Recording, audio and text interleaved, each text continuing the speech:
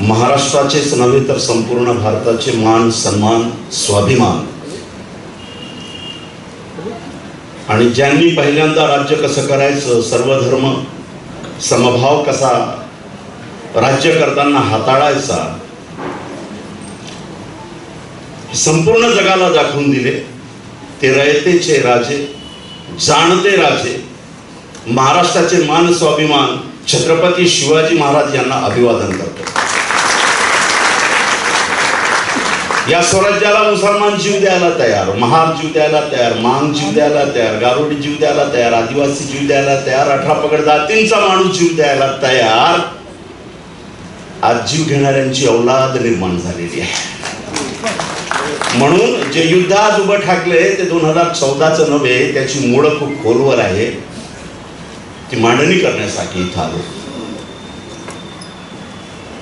या देशाला ज्यांनी क्रांतीची नवी वाट दाखवली ते आमचे क्रांतीसूर्य, बहुजनांचे क्रांतीनायक महात्मा ज्योतिबा फुले, क्रांतिमाता माई सावित्रीबाई, क्रांतिमाता माई फातिमा शेख, भाई उस्मान शेख। आणि माई सावित्री आपल्या कवितेमध्ये ज्याप्रमाणे म्हणते की नसते जर लिचिट आणि गफ्फार मुन्शी बेग तर ज्योतिबा झाला नसता महात्मा ज्योतिबा। ही कविता आहे सावित्रीबाईची। आणि महात्मा ज्योतिबा फुल्यांचं महात्मपण याचं श्रेष्ठत्व 2 लोकांना देते, एक लिचिट साहेबांना आणि दुसरं गफ्फार मुन्शी बेग यांना। या दोन्ही महामानवांना तुमच्या समक्ष अभिवादन करतो। समता फक्त शब्द आहे, तोंडानं समता समता म्हणायचं, जाती निर्मूलनाची बोंब ठोकायची, वर्ण साबित ठेवायचा।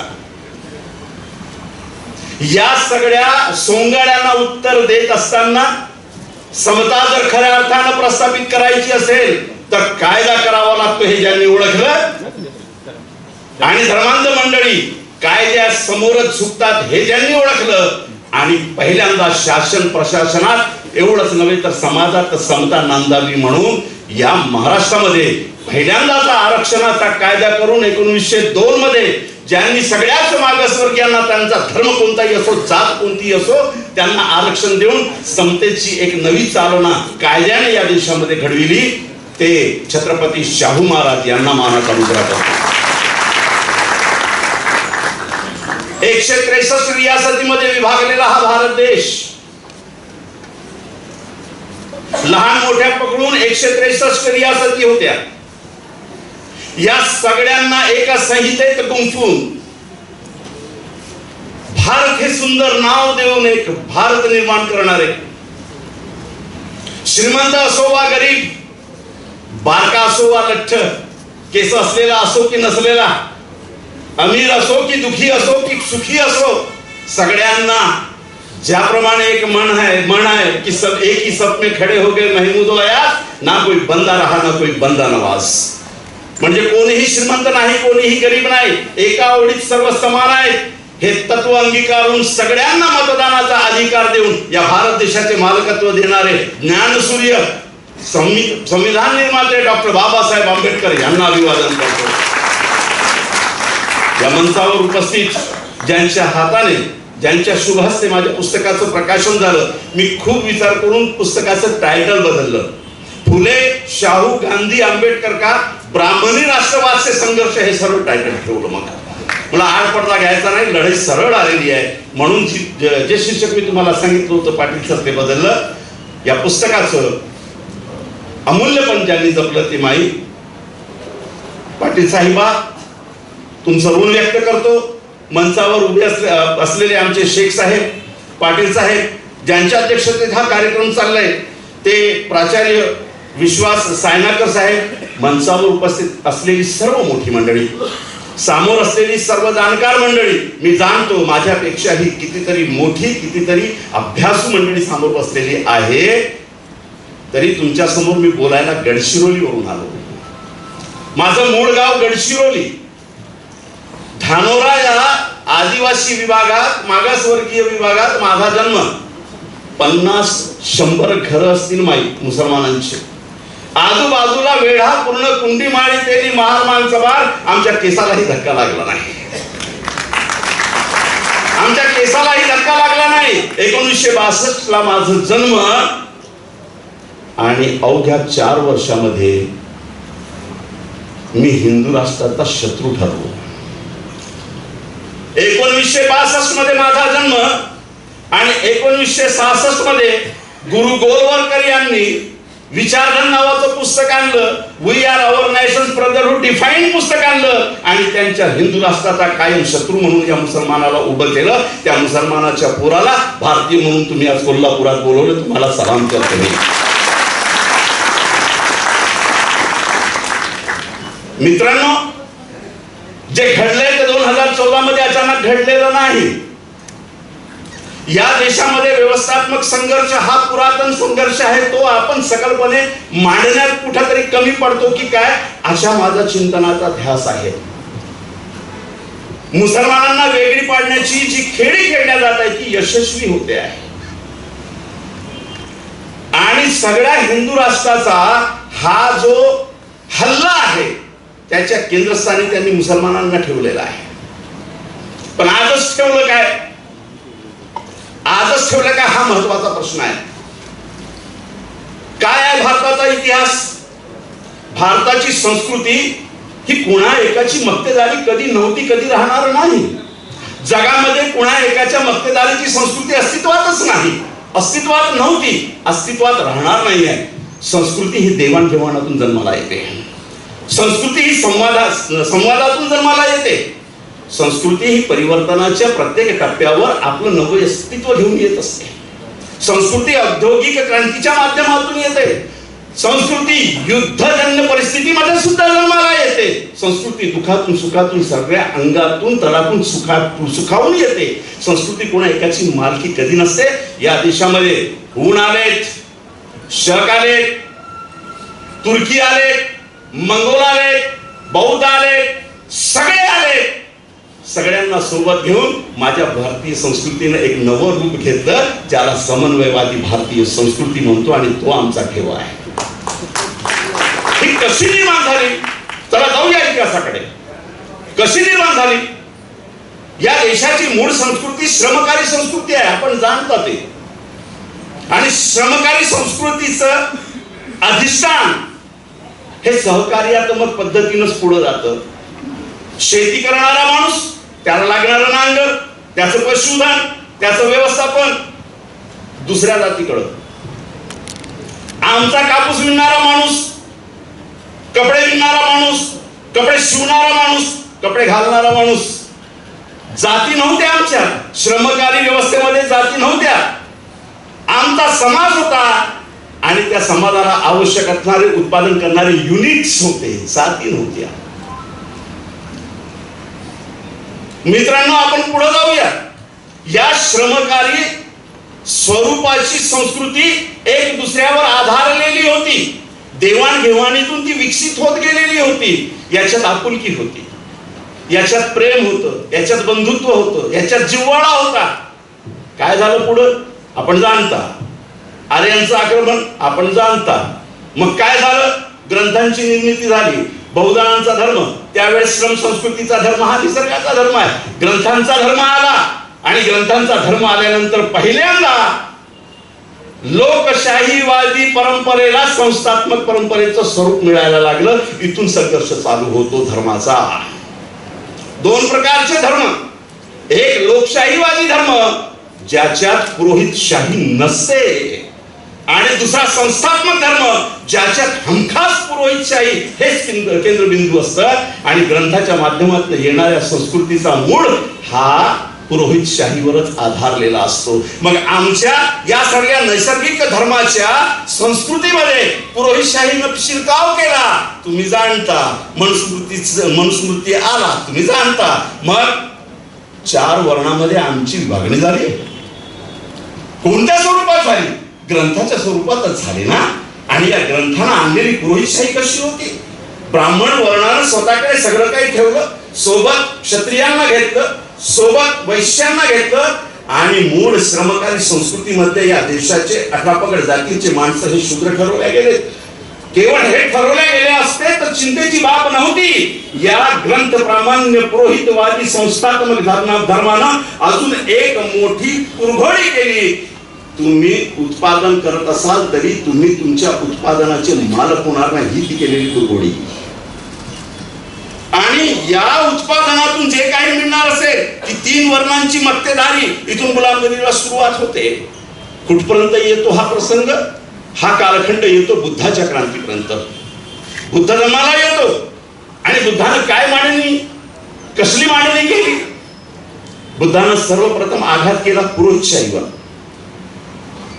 त्यानंतर दुसरा आघात केला वर्णव्यवस्थेवर.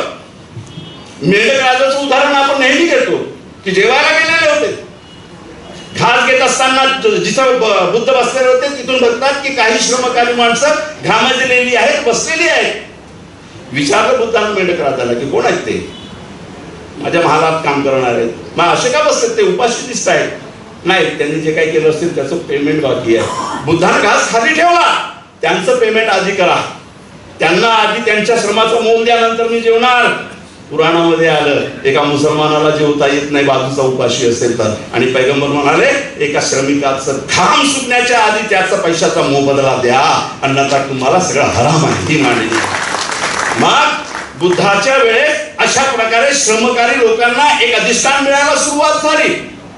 पुरोहितवादावर हल्ला करत असताना सर्वप्रथम बुद्धाने जे हल्ला केला ते पुरोहितशाहीचं केंद्र तुमच्या भक्तीचा असू द्या, सर्वसाधारण लोकांच्या भक्तीचा असू द्या, पण पुरोहितशाहीचा केंद्रबिंदू असलेल्या मंदिर या केंद्रस्थानी बुद्धानं हल्ला केला. आणि मग निर्गुण निराकार, आता काय मांडायचं ते आपण नंतर बघू, अशा समाजाकडे आपल्याला नेता येईल का? नव्हे. ईश्वरवाद नाकारून या व्यवस्थेचा मुकाबला करता येईल का? मांडलं बुद्धानं. आणि नवीन व्यवस्था, वर्ण नसलेली, जात नसलेली, प्रेम करुणा मैत्रीवर आधारलेली नवी व्यवस्था या देशामध्ये नवीन संस्कृतीच्या रूपानं उभी राहिली. हा इतिहास तुमच्या आणि माझ्या पुढे आहे. आणि सम्राट अशोकांनी जेव्हा बौद्ध धर्म स्वीकारला तेव्हा पहिल्यांदा बौद्ध धर्माकडे सैनिकी शक्ती आली. आणि सम्राट अशोकांनी बौद्ध धर्म स्वीकारल्यानंतर पहिल्यांदा प्रशासकीय शक्ती आली. ज्याला सिव्हिलायझेशन म्हणतो ते आपसुकच घडत नाही. सिव्हिलायझेशन घडवायला सूत्र लागतात, साधनं लागतात, त्याशिवाय सिव्हिलायझेशन घडत नाही. म्हणून बौद्ध संस्कृतीचं सिव्हिलायझेशनचं काळ सम्राट अशोकानं बौद्ध धर्म स्वीकारल्यानंतर घडतो. बुद्धाचं तत्वज्ञान समतेचं आहे, वर्णविहित रचनेचं आहे, जातविहित रहित रचनेचं आहे. कुणाला नको होतं? कुणाला नको होतं? भारताच्या संस्कृतीचा इतिहास मी टप्प्याटप्प्यानं समजून घेतलो तर 2014 पासून नव्हे तर अनेक हजारो वर्षापासून असलेल्या या संस्कृतीला, जी मुळातच संविधान विरोधी आहे, मुळात 1950 मध्ये आपल्या देशाला लागू झालेल्या संविधानाची ती विरोधी नाही हो. या देशामध्ये, या जगामध्ये जेव्हा जेव्हा स्वातंत्र्य समता बंधुता आली तेव्हापासून ती विरोधी आहे. 1947 आणि 1950 हे तर लिखित स्वरूपात आलेलं संविधान आहे, पण आधी धर्माच्या नावानं सुद्धा समता स्वातंत्र्य देणाऱ्या संस्कृतीचा हा प्रवाह विरोधी राहिलेला आहे. तो नीट आपण समजून घेण्याची गरज आहे. मग बुद्धाच्या या समतेचा विरोध कोणाला माणूस म्हणून नको होता? कुणाला नको होता? ऍडव्होकेट परमेश्वर मेनन, स्वामी महाथेरो म्हणून ज्यांनी बौद्ध धर्म स्वीकारून स्वतःचा महापरिनिर्वाण बौद्ध भंते म्हणूनच केलंय. 1931 मध्ये त्यांची पहिली पुस्तक आली लाहोर मधून, 1945 मध्ये आली, आणि शेवटची पुस्तक मला वाटतं इकडे 48-49 ला आली. ती नेटवर उपलब्ध आहे. त्याचं टायटल आहे द हिस्ट्री ऑफ हिंदू इम्पेरियलिझम. या पुस्तकामध्ये संदर्भासह अनेक वर्ष संशोधन केल्यानंतर त्यांनी सत्य मांडले. आणि एका ठिकाणी बाबासाहेब त्या पुस्तकाचा उल्लेख करतात की नीट सांस्कृतिक संदर्भ या देशातला समजून घ्यायचा असेल तर कुठेतरी महाथेरोच्या पुस्तकांचं सुद्धा आधार आपल्याला घ्यावं लागेल. लाहोरच्या हायकोर्टामध्ये मोठे वकील होते परमेश्वर मेनन, ऍडव्होकेट. काय लिहिले त्यांनी की बुद्धानं जे तत्वज्ञान मांडले आणि त्या तत्वज्ञानावर आधारलेली जी समाज रचना, सैनिकी प्रशासकीय शक्तीद्वारे वाढवण्यास सम्राट अशोकानं सुरुवात केली, तेव्हा सर्वात आधी धक्का लागला पुरोहितशाहीला. माझं भांडण माझ्या धर्मातील पुरोहितशाहीशी आहे, हिंदूंचं भांडण हिंदूंच्या धर्मातील पुरोहितशाहीशी आहे. जी पुरोहितशाही धर्माला विशेषाधिकार घेते आणि तुम्हाला आदेशित जनता म्हणून आदेशित करत असते, त्याच्याशी आपलं नीट भांडण आहे, हे लक्षात घ्या. काय म्हणतात परमेश्वर मेनन? सम्राट अशोकाच्या काळामध्येच ब्राह्मणी प्रतिक्रांतीची सुरुवात झाली. कारण सम्राट अशोकाच्या राज्यामध्ये ब्राह्मण सुद्धा सर्वसाधारण माणूस म्हणूनच जगत होते. कोटीच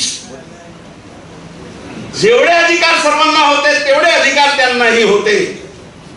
ज्याप्रमाणे भारतीय संविधान जेवढा अधिकार मौलानाला देतो, तेवढाच पंडिताला देतो, तेवढाच पादरीला देतो, तेवढाच भंतीला देतो आणि सगळ्यांना तो समान अधिकार देतो. हा समान अधिकार आचारसंहितेमध्ये सम्राट अशोकाच्या काळामध्ये होता. परंतु विशेषाधिकाराचे किडे डोक्यात असतील तर काय करणार आहात तुम्ही आणि मी? आम्ही श्रेष्ठ, कारण आम्ही तोंडातनं जन्मलेले आहोत आणि इतर कनिष्ठ कारण ते पायात जन्मलेले आहेत. हा किडा मरत नाही आणि म्हणून सगळे प्रॉब्लेम सुरू होत आहेत. मग सम्राट अशोकाच्या काळामध्ये प्रतिक्रांतीसाठी तयारी केल्या गेली. इथं बुद्धिस्ट लोक असतील, आंबेडकरी लोक असतील. परमेश्वर मेनन म्हणतात की बुद्धाचं तत्वज्ञान सांगण्यासाठी, वैज्ञानिक भूमिका मांडण्यासाठी विहारांची स्थापना करण्यात मोठ्या प्रमाणावर सम्राट अशोकानं अर्थपुरवठा करण्यास सुरुवात केली आणि मोठाले विहार झाले, जिथून वर्णभेद, जातीभेद विरहित समाज रचना आणि बुद्धाचं वैज्ञानिक तत्वज्ञान मांडण्यास सुरुवात केली. शिक्षणाचे स्थान होते, शिक्षणाचा प्रवाह होता विहार. फक्त मेणबत्ती लावून बसण्यासाठी नव्हता विहार. तेव्हा प्रबोधनाचे केंद्र होते. मग परमेश्वर मेनन सिद्ध करून दाखवतात की सम्राट अशोकाच्या अंतिम काळातच 80% बौद्ध विहारांचा ताबा ब्राह्मणातून श्रामणेर झालेल्या श्रामणेरांनी काबीज केलेलं होतं. कशी होते प्रतिक्रांतीची सुरुवात? कशी होते? म्हणून तर मी म्हणतो हा जावेद कुरेशी म्हणजे कुठेतरी खाटकाचा पोर आहे म्हणून याला मारायचं, पण व्यवस्था सांभाळताना नीट शहनाज हुसेनला जावी करून घ्यायचं. एखाद्या गरीब मुसलमानाला मारायचं रस्त्यावर पैलूखानला आणि नीट मुख्तार अब्बासला मंत्री करून जावी करून घ्यायचं. व्यवस्थेचं नीट स्वरूप आपल्याला ओळखता यायला पाहिजे. 3% म्हणून गफलतीत राहू नका. 3% या देशाची व्यवस्था चालत नाही. तुमच्या माझ्या धर्मातील 3% त्यांच्यासोबत असल्याशिवाय व्यवस्था चालत नाही. म्हणून बुरखे जर फाडायचे असेल तर सगळ्यांचे टराटरा बुरखे फाडावे लागतील, तेव्हा संविधान वाचणार आहे, नाही तर संविधान वाचणार नाही. हे नीट आपण आपल्या मनाशी फुटून पाडले पाहिजे. मग बौद्ध विहारांचा ताबा 80% श्रामणेरांनी घेतलेला होता. सम्राट अशोकाच्या कालावधीनंतर मोठा बौद्ध भिक्षू भ्रमण करीत करीत करीत करीत उत्तर प्रदेशमध्ये आलेला होता. त्याचं लिखाण मौजूद आहे. तो म्हणतो की मी ज्या ठिकाणी आलेलो होतो तिथं बौद्ध प्रवचन करण्यासाठी ब्राह्मणातून श्रामणेर झालेला भंते आलेला होता. त्याच्या प्रवचनासाठी तिथल्या जागिरीचा राजा आलेला होता. या श्रामणेरानं त्या राजाला बसण्याची परवानगी दिली नाही. राजाला उभं राहूनच प्रवचन ऐकायला लावलं आणि जेव्हा शेवटी हस्तांदोलन झालं तेव्हा राजा गेल्यानंतर अभंग स्नान या भिक्खून करून घेतलं, अपवित्र झालो म्हणून. आणि परमेश्वर मेनन सिद्ध करून दाखवतात की अशा प्रकारे पोखरत पोखरत पोखरत पोखरत ज्या विहारातून बुद्धाचं वैज्ञानिक दृष्टिकोन सांगला जात होतं, ज्या विहारातून समतेची गंगा वाहत होती, तिथून दैववाद सांगायला सुरुवात केली श्रामणेर बनून. तिथं मूर्तीपूजा चालू केली बुद्धाची. ज्या बुद्धानं मूर्तीपूजेला सपशेल नकार दिला, मोठाले मूर्त्या बनवून खूप मोठ्या प्रमाणावर, प्रचंड मोठ्या प्रमाणावर बुद्धाची मूर्ती पूजा चालू केली आणि या मूर्ती पूजेच्या माध्यमातून विभूती पूजा पुढे आणली. बुद्धाचे तत्वज्ञान मागे सुटत गेले, बुद्धाचं आचरण मागे सुटत गेलं. अशा प्रकारे हळूहळू बौद्ध धम्मावर एक नवकलेवर एक नव फ्लेवर ब्राह्मणवादाचं चढत गेलं. ते कुठपर्यंत चढत गेलं? शेवटचा बौद्ध राजा बृहदत्तापर्यंत. कुणी मारलं बृहदत्ताला? पुष्यमित्र शुंगानं मारलं. आणि पुष्यमित्र शुंग कोण आहे? सावरकरांचा हिरो, हिंदू राष्ट्राचा सर्वात उत्तम हिरो म्हणून 6 सोनेरी पानामध्ये सावरकर सांगतात. काय केलं पुष्यमित्र शुंगानं? पुष्यमित्र शुंग ब्राह्मणच, म्हणजे धर्म ब्राह्मणच. आणि सेनापती कोणाचा? बौद्ध राजाचा. मिलिटरी कुणाची रे बाबा? बौद्ध राजाची. कमांडर कुणाचे रे बाबा? बौद्ध राजाचे. म्हणून मी म्हणतो गफलत में मत रहो, नोटबंदी रात में 12 बजेच लागू होती, ध्यान में रखो. म्हणून तुम्ही हे लक्षात घेऊ नका की जमहूरियत है, प्रजातंत्र है, ऐसे कैसे होगा, सुप्रीम कोर्ट है, कुछ भी नहीं है. आधी रात में घोषणा होने वाली है मार्शल लॉ, ध्यान में रखना. कारण इतिहास आम्हाला शिक्षा देत असतो, उदाहरण सांगत असतो. काय हो, बौद्ध राजा, मिलिटरी बौद्धाची, कमांडर बौद्धाचे, सगळे डिपार्टमेंट बौद्धाचे. आणि मिलिटरी संचालनाच्या वेळेस त्या बृहदत्ताचं डोकं उडवतो पुष्यमित्र शुंग. विद्रोह का होत नाही? म्हणून 2024 आणि 2023 मध्ये नीट लोकशाहीवर आलेलं संकट लक्षात घ्या. एवढं मोठं बौद्ध साम्राज्य डोकं कापतं पुष्यमित्र शुंग. विद्रोह होत नाही, मिलिटरी होत नाही. अर्ध्या रात्रीतनं अध्यक्षपद लागू किया जाता है. काय करणार तुम्ही? काय तुम्हाला वाटतं मिलिटरी विद्रोह करे? काय तुम्हाला वाटतं न्यायालय विद्रोह करे? वो तो बोलेंगे की व्हेरी गुड. काय झालं? काल प्रधानमंत्री होता, आज अध्यक्ष आहे. सिस्टम तसंच चालेल, चिंता करू नका. हे घडलं नाही इतिहासात. मग पुष्यमित्र शुंगानं जेव्हा बृहदत्ताला मारलं, मगधची गादी आपल्या हातात घेतली आणि गादीवर बसल्याबरोबर पहिली घोषणा काय केली हो? म्हणजे माझा एक मित्र म्हणतो, अहो प्रधानमंत्री झाल्याबरोबर मोदींनी सर्वात प्रथम संसदेचे पाया पडले, नंतर संविधानाचे पडले आणि हॉलमध्ये गेल्यानंतर बाबासाहेब आंबेडकर होते, त्यांचेही पाया पडले. माझ्या मनात धसका झाला. नथुरामनं हेच केलं होतं, आधी महात्मा गांधींचे पाया पडले होते.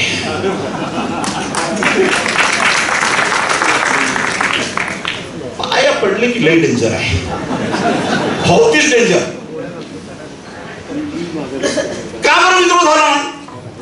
कारण विद्रोह करण्यापूर्वी जी बांधणी करावी लागते. साऱ्या विहारांचा ताबा घेतला, डिपार्टमेंटला ब्राह्मणी धर्माच्या गुलामगिरीत आणलं. सगळ्या पोलीस स्टेशनच्या समोर हनुमानाचं मंदिर आहे. बरं झालं भोंगे थांबले, नाही तर आमचे लई हाल होते. म्हणजे माझी कविता आहे, मी म्हणतो बरं झालं महाभारतात आम्ही नव्हतो. बरं झालं महाभारतात आम्ही नव्हतो, नाहीतर दुर्योधनाला दाऊद खान म्हटलं असतं ना, लय मारलं असतं. आणि वाचलो रामायणात नव्हतो, नाही तो रावण रणदुल्ला खान असता, लई ते नको असता. काय चाललंय? बृहदत्तानं त्याला सेनापती केलं. आता मी त्या अभ्यासात केलो की सेनापती झाला कसा झाला हा सेनापती. मग कळलं की हा रामदास आठवलेचा भाऊ होता. म्हणजे शहानवाज सांगितलं म्हणून दुसऱ्याला सांगावं असं काय नाही. कसा होता? याची पट्टराणी जी होती ना बृहदत्ताची, ती पुष्यमित्र शुंगाची सगळी बहीण. औरत की चलती है, औरत ने बोला बना सेनापती, बना दिया. ज्याला काहीच खेळता येत नाही तो क्रिकेटचा अध्यक्ष बनतो का? कारण आईला सांगितलं असतं, तिथं आई होती. नीट लक्षात घ्या काय घडतंय. मग यांचा गुरु कोण? आता गंमत आहे पुन्हा. बहीण पुष्यमित्र शुंगाची सगळी बहीण पट्टराणी, आणि यांचा सगळ्यांचा गुरु कोण होता? रामदेव बाबा. गंमत नाही करत. पतंजली हा त्यांचा गुरु. पतंजली हा गुरु आणि सगळी योजना पतंजलीनं आखली होती. आणि मगधची गादी हाती घेतल्याबरोबर काय घोषणा करावी हो? जी घोषणा 2014 नंतर माही जरा जास्त होता है, इस देश में रहना होगा तो राम नाम लेना होगा, जो नहीं राम का वो हराम का. या भारतामध्ये ही घोषणा होते. आश्चर्य नाही, पुष्यमित्र शुंगानं बौद्ध संस्कृतीचा पाडाव केल्यानंतर जेव्हा राजगद्दी हातात घेतली तेव्हा पहिला श्लोक संस्कृत मध्ये जो म्हणतं ते हे होतं, योमे श्रमण शिरो देहती तस्याही शतशः दिनार दास्यामी. जो मला एका बौद्ध श्रामणेराचं किंवा बौद्धाचं डोकं कापून आणून देईल त्याला 100 सोन्याच्या मुद्रा देईल. ही विकृत अशी राजकीय सत्ता आहे. म्हणून संकट नीट ओळखा. धर्म संसदेमध्ये मुसलमानांना मारून टाकू असं जेव्हा म्हणतात मी त्याला गंभीरतेनं घेतो. वो गंमत का विषय नाही है. जेव्हा कालीचरण सारखा जेलामध्ये गेलेला माणूस, मला आश्चर्य वाटतं हे कुठून येतात माहिती नाही. त्यांचा रेकॉर्ड काढला तर मुर्गी चोर, बकरे चोर, जेब कत्रे सर्व निघतात आणि आचार्याची पदवी धरून हिंदू समाजाचे मोठे धार्मिक नेते बनतात. करोडोचा माप तुमचा त्यांच्या मागे राहतो. महात्मा फुलेंच्या मागे नाही गेलात तुम्ही. छत्रपती शाहू महाराजांचं सगळं ध्येयवाद तुम्ही पुढे नाही नेलात. माई सावित्रीला शेण घालतात आणि ज्याचा रेकॉर्ड अपराधाचा आहे पण भगवा झेंडा घेऊन जर टिळक लावून उभा झाला आणि थोडंसं प्रवचन काय करायला लागलं तर शेकडो तुम्ही त्यांच्या मागे जमता. तो कालीचरण म्हणतो की आमचे देव आणि देवता हिंसक आहे म्हणून हिंसा करणं पाप नव्हे आणि धर्मासाठी कुणालाही मारणं गुन्हा नाही जाहीरपणे म्हणतो आहे. धोके ओळखा. ही व्यवस्था कुणाचाही मुलाहिजा करत नाही. ब्राह्मण आहे म्हणून पानसऱ्यांना सोडलं काय, दाभोलकरांना सोडलं काय, कलबुर्गीला सोडलं काय. जो जो यांच्या ध्येयवादाच्या आडवे येईल त्यांना हे मारतील. म्हणून नीट आम्हाला चाणाक्ष बुद्धीनं आपली रणनीती आखून पुढे जावं लागेल. पुष्यमित्र शुंगानं मगल पासून तर कन्याकुमारी पर्यंत नोटेड, जे त्या ग्रंथामध्ये नोटेड आहे, माझ्या पहिल्या पुस्तकामध्ये मांडलंय सविस्तर संदर्भ असं. सर 60,000 विहारांची नावं दिली तो जी जाळून टाकली पुष्यमित्र शुंगानं मिलिटरी ऍक्शन घेऊन. 60,000 विहार आणि जे जाळू शकले नाहीत त्यांचं रूपांतरण ब्राह्मणी मंदिरात करून टाकलं. हा शब्द परमेश्वर मेनननं वापरलाय, तोच मी वापरतो आहे. ब्राह्मणी मंदिरात बाकीच्या विहारांचं करून टाकलं. हा पहिला टप्पा भारतीय संस्कृतीच्या विध्वंसतेचा. कोणी केलं हे विध्वंस? आणि केवळ यौमे श्रमण शिरो देहती, जो मला एका श्रामणेराचं डोकं आणून देईल, राजदंड हाती घेतल्यानंतर ही घोषणा करतो. समतेचं कुठे होतं तो याच्याकडे. आणि त्यावेळेस बहुतेक बौद्ध जनता या देशातील शूद्र वर्णातीलच होती, वर्तमानाची शूद्र वर्ण. आणि मग पुष्यमित्र शुंगानं मोठ्या ताकदीनं राजकीय भाषा म्हणून संस्कृतला जाहीर केलं आणि राष्ट्राची संहिता म्हणून मनुस्मृतीला जाहीर केलं. हे सेकंड एडिशन आहे मनुस्मृतीचं. बुद्धाच्या पूर्वीचं पहिलं एडिशन होतं मनुस्मृतीचं. बुद्धाच्या क्रांतीनंतर प्रतिक्रांती करून पुष्यमित्र शुंगानं जे दुसऱ्यांदा स्थापित केलं संस्कृत राजभाषा घोषित करून आणि मनुस्मृतीला देशाची आचारसंहिता म्हणून जे लागू केलं, जे संविधान लागू केलं, हे सेकंड एडिशन आहे. काय होतं या सेकंड एडिशन मध्ये? तुम्हाला मनुस्मृती माहीतच आहे, तरीही मी काही तुम्हाला वाचून दाखवतो, ती महत्वाची आहे. या मनुस्मृतीमध्ये काय केलं, ऍडिशन काय केलं? सेकंड, पुष्यमित्र शुंगाच्या अधिपत्याखाली जी मनुस्मृती झाली त्या मनुस्मृतीमध्ये एक, शूद्रांना नगराच्या आतमध्ये येता येणार नाही, फक्त मुद्दे वाचत चाललो. 2, धनसंचय करता येणार नाही. 3, धर्मक्षेत्रामध्ये प्रवेश करता येणार नाही. शिक्षणासाठी पूर्णबंदी असेल. आणि सर्वात महत्वाचं, कितीही नालायक असला तरी ब्राह्मण सर्वात श्रेष्ठ राहील, कारण तो भूदेव आहे. मी जातीवादी नाही बरं का. आता उगीच म्हणाल वेळ 3 वेळा ब्राह्मण नाव घेऊन राहिलं तर जातीवादी. अहो डेफिनेशन तशी आहे, मानणार कशी तुम्ही? मानणार कसं? सलाम आहे त्या ब्राह्मण मंडळीला ज्यांनी महात्मा फुल्यांसाठी सोबत राहून लढाई दिलेली आहे. अहो आमचं कर्बलाचं युद्ध झालं, सलाम आहे त्या ब्राह्मणांना, त्यांचं ब्राह्मणत्व त्यांनी सोडलेलं होतं. ब्राह्मणत्व सोडलेला माणूस हा खराच चांगला असतो. कारण करबलाच्या युद्धामध्ये हसन हुसेन उभे होते, मुठभर फौज होती आणि शेकडोंची हजारोंची फौज फिरौनची होती. तेव्हा कुफामध्ये राहणारा राहिब दत्त नावाचा ब्राह्मण आपल्या फौजेला घेऊन हसन हुसेन करून लढायला आला आणि तेव्हा घोषणा केली की ही जी फौज आहे हजारोची ती असत्याच्या बाजूने आहे. सत्य हसन हुसेन मानतोय म्हणून एका ब्राह्मणाचं कर्तव्य आहे की सत्यासोबत असलं पाहिजे. मी संपूर्ण फौज घेऊन हसन हुसेनकडे लढेन. त्यांनी पोरांची कुर्बानी दिली आणि नंतर तो राहिब दत्त जेव्हा पराजय झाला तेव्हा भारतात आला. या भारतामध्ये दत्त नावाची जेवढी फॅमिली आहे ती हुसैनी ब्राह्मण म्हणून घेतात. त्यांच्या घरी कुराण असतो. सुनील दत्त, संजय दत्त हे जेवढी दत्त मंडळी आहे, आज भारतामध्ये 18.5 लाख दत्त मंडळी आहे. हे दत्त मंडळी हुसैनी ब्राह्मण म्हणून घेतात स्वतःला. हाही इतिहास तुम्हाला कळलं पाहिजे. मग पुष्यमित्र शृंगाच्या नंतर मनुस्मृती स्थापित झाली. नगरामध्ये प्रवेश नव्हता. जे शरण आले त्यांना जुंपलं कामाला, जे शरण आले नाही त्यांचा पराजय केला. गळ्यात मडकं बांधलं, गांडीला फळा बांधला. हे सगळा इतिहास तुम्हाला माहिती आहे म्हणून त्या जास्त इतिहासामध्ये जात नाही. पण या व्यवस्थेचा कालावधी किती आहे? आता संपूर्णपणे 100% पुष्यमित्र शृंगाची व्यवस्था स्थापित झाली. या देशातील कष्टकरी समाज हा शूद्र अतिशूद्र म्हणून गणला गेला. त्यात मराठे सुद्धा होते, कुणबी सुद्धा होते, माडी तेडी मुसलमान वर्तमानाचे हे सगळेच होते. हे सगळेच शूद्र आहे आणि व्यवस्था 3 लोकांच्या हातात आहे. मनुस्मृतीच्या व्यवस्थेचे 3 लोक भोगी आहेत. कोण? ब्राह्मण, क्षत्रिय आणि वैश्य.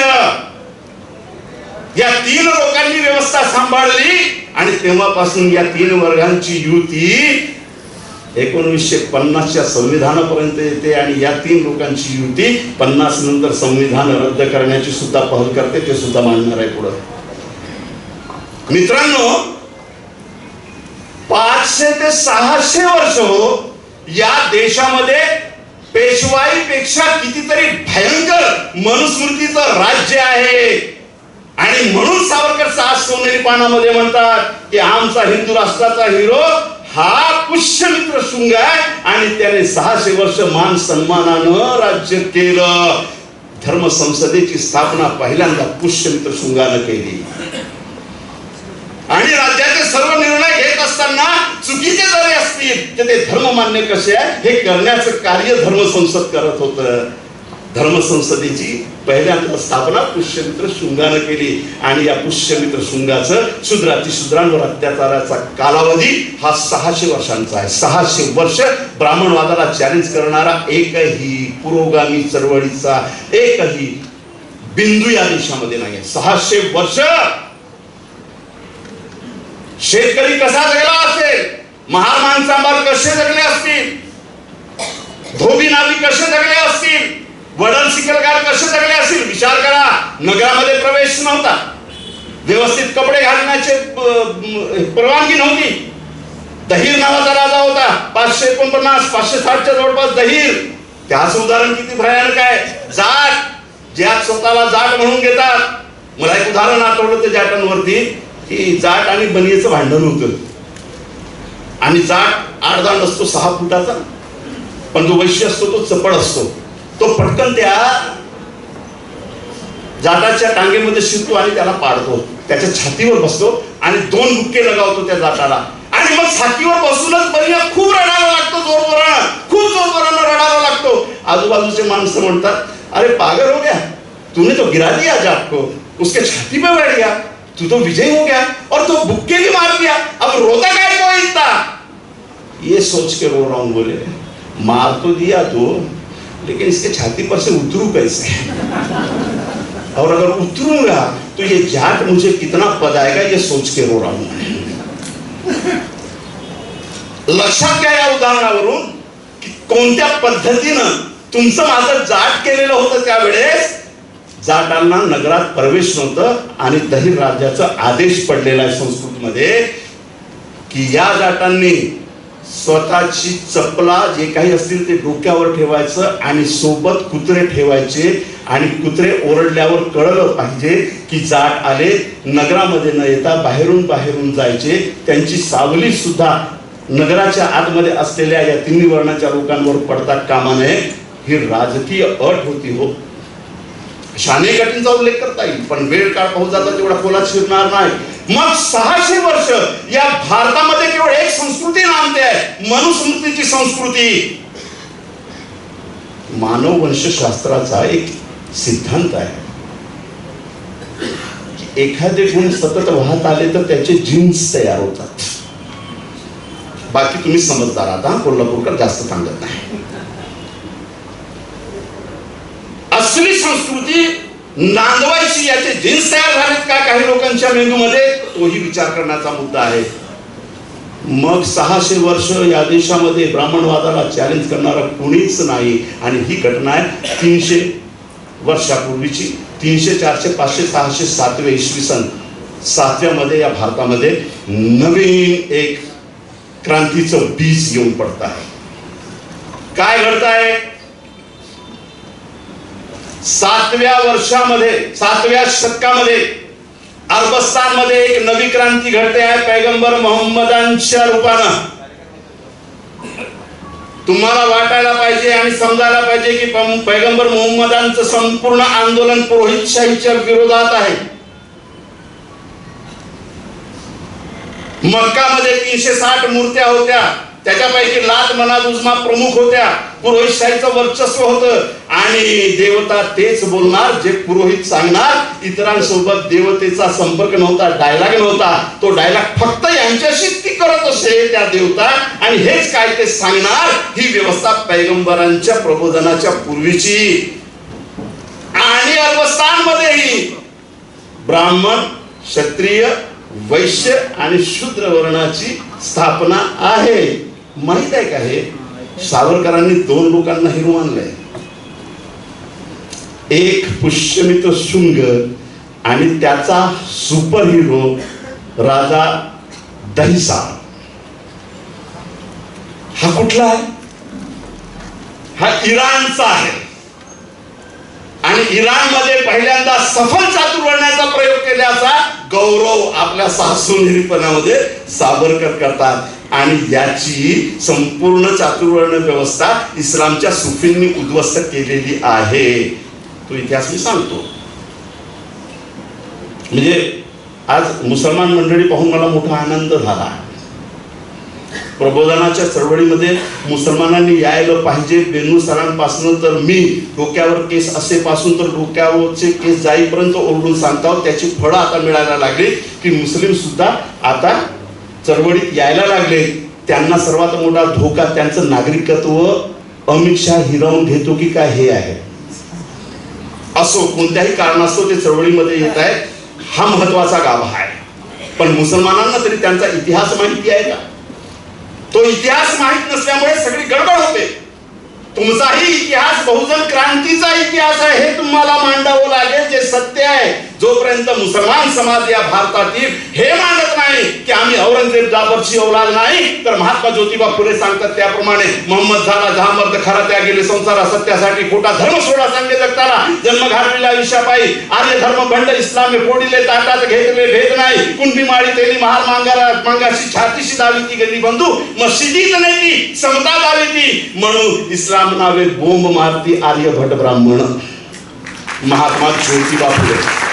हा इतिहास जोपर्यंत भारतातील 18 पगड जातीचा मुसलमान मानणार नाही तोपर्यंत ही ब्राह्मणवादी मंडळी वेगवेगळे लेबल वापरून तुम्हाला हिंदूंच्या विरोधी असलेला एक समाज समूह म्हणून उभं करणार. त्याला तोडण्यासाठी मुळात तुमच्या सांस्कृतिक अधिष्ठानाची नवीन सांस्कृतिक सिद्धांतांची मांडणी करावी लागेल. ती कशी आहे? पैगंबरांनी 7व्या शतकामध्ये तिथलं ते सगळं वर्णवादी आणि पुरोहितशाही उद्ध्वस्त केली आणि म्हटलं की ईश्वर आणि बंदा इसके बीच में कोई पुरोहितशाही नाही म्हणून. आणि म्हणून कुराण हा एखाद्या पुरोहितानं सांगावं असं नव्हे.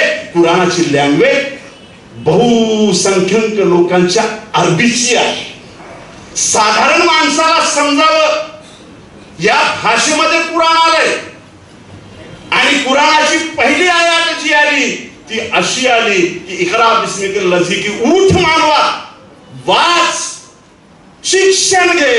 हे कुराणाचा पहिला आदेश आहे. मनुस्मृतीचा पहिला आदेश आहे की गपरे मानवा नाही वाचायचं, नाही शिकायचं, तुझा अधिकार नाही. हे असेच इस्लाम आणि मुसलमानांचे दुश्मन होत नाही. हे बहुजन समाजालाही समजलं पाहिजे. काही अंतर्गत तत्व असतात, त्या तत्वांची मांडणी नीट झाली पाहिजे. मग पैगंबरांनी क्रांती केली. क्रांती केल्यानंतर तिथं एक नवा समाज उभा राहिला. अनेक टोळ्यांचं एकत्रीकरण करून जात विरहित, वर्णविरहित एक समाज उभा करण्यामध्ये माझा पैगंबर यशस्वी झाला. 7व्या शतकामध्ये या भारतामध्ये काय आहे, 600 वर्षापासून असलेली मनुस्मृतीची रचना, ज्यामध्ये तुम्ही सगळे अधिकार विहीन आहात. डुकरापेक्षाही वाईट जगणं आहे तुमचं. मग 7व्या शतकामध्ये एक घटना घडते आहे. काय सांगावं, या देशातील मुसलमान हे हिंदूंवर आक्रमण करण्यासाठी आले, हातात तलवार घेऊन आले. सोमनाथचा पहिला हा इस्लामचा पहिला हल्ला म्हणून ब्राह्मण साहित्यकार मानतात. हो, सोमनाथवर त्या गजनीनं हल्ला केला ना. त्याला आणणारा कोण होता? त्याला सोमनाथ माहिती होतं का? नव्हतं. त्या काळातला खजिना प्राप्त करण्याचा एक सिद्धांत आहे, लुटमार. हा सिद्धांत आहे. गजनी आपल्या गजनीतून लुटमार करायला निघाला होता. सोमनाथ ते त्याचं राज्य. याच्यात आधी 3 मुस्लिम शाया पडल्या. या 3 शायांना लुटलं त्यानं. आणि जेव्हा परत जात होता तो एक बंदा उसके पास पहुंचा और बोलता कि कहां जा रहे हो गजनी साहब? बोले वापस जा रहा हूं. क्यों जा रहे हो? मुझे जितना चाहिए था मिल गया. अरे क्या मिला? बोले इससे तो कई गुना उधर है. किधर? सोमनाथ में. सोमनाथ किधर है? मैं काय को आया, मैं बताता ना तुमको. त्यानं सोमनाथला घेऊन आलं. त्याच्यात नेतृत्वात तो या गजनीच्या राजाचा सेनापती, 2 सेनापती, या दोन्ही सेनापतीने त्याची फौज घेऊन सोमनाथवर हल्ला केला आणि सोमनाथचा पाडाव केला.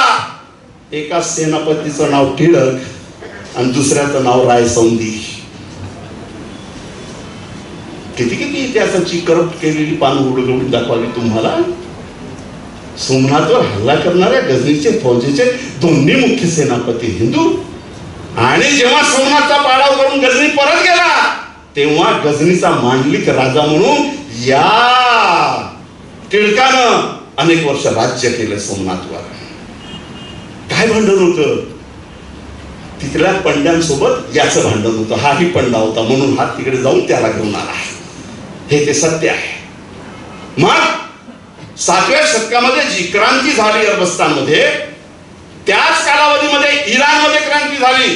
इराणमध्ये सुफी लोक गेले. आणि तुम्हाला एक सांगतो, जेवढे सुफी आहेत 99% सुफी अनुसूचित जाती जमाती ओबीसी 18 पगड जातीतले आहेत. ही गंमत तुमच्या लक्षात यायला पाहिजे.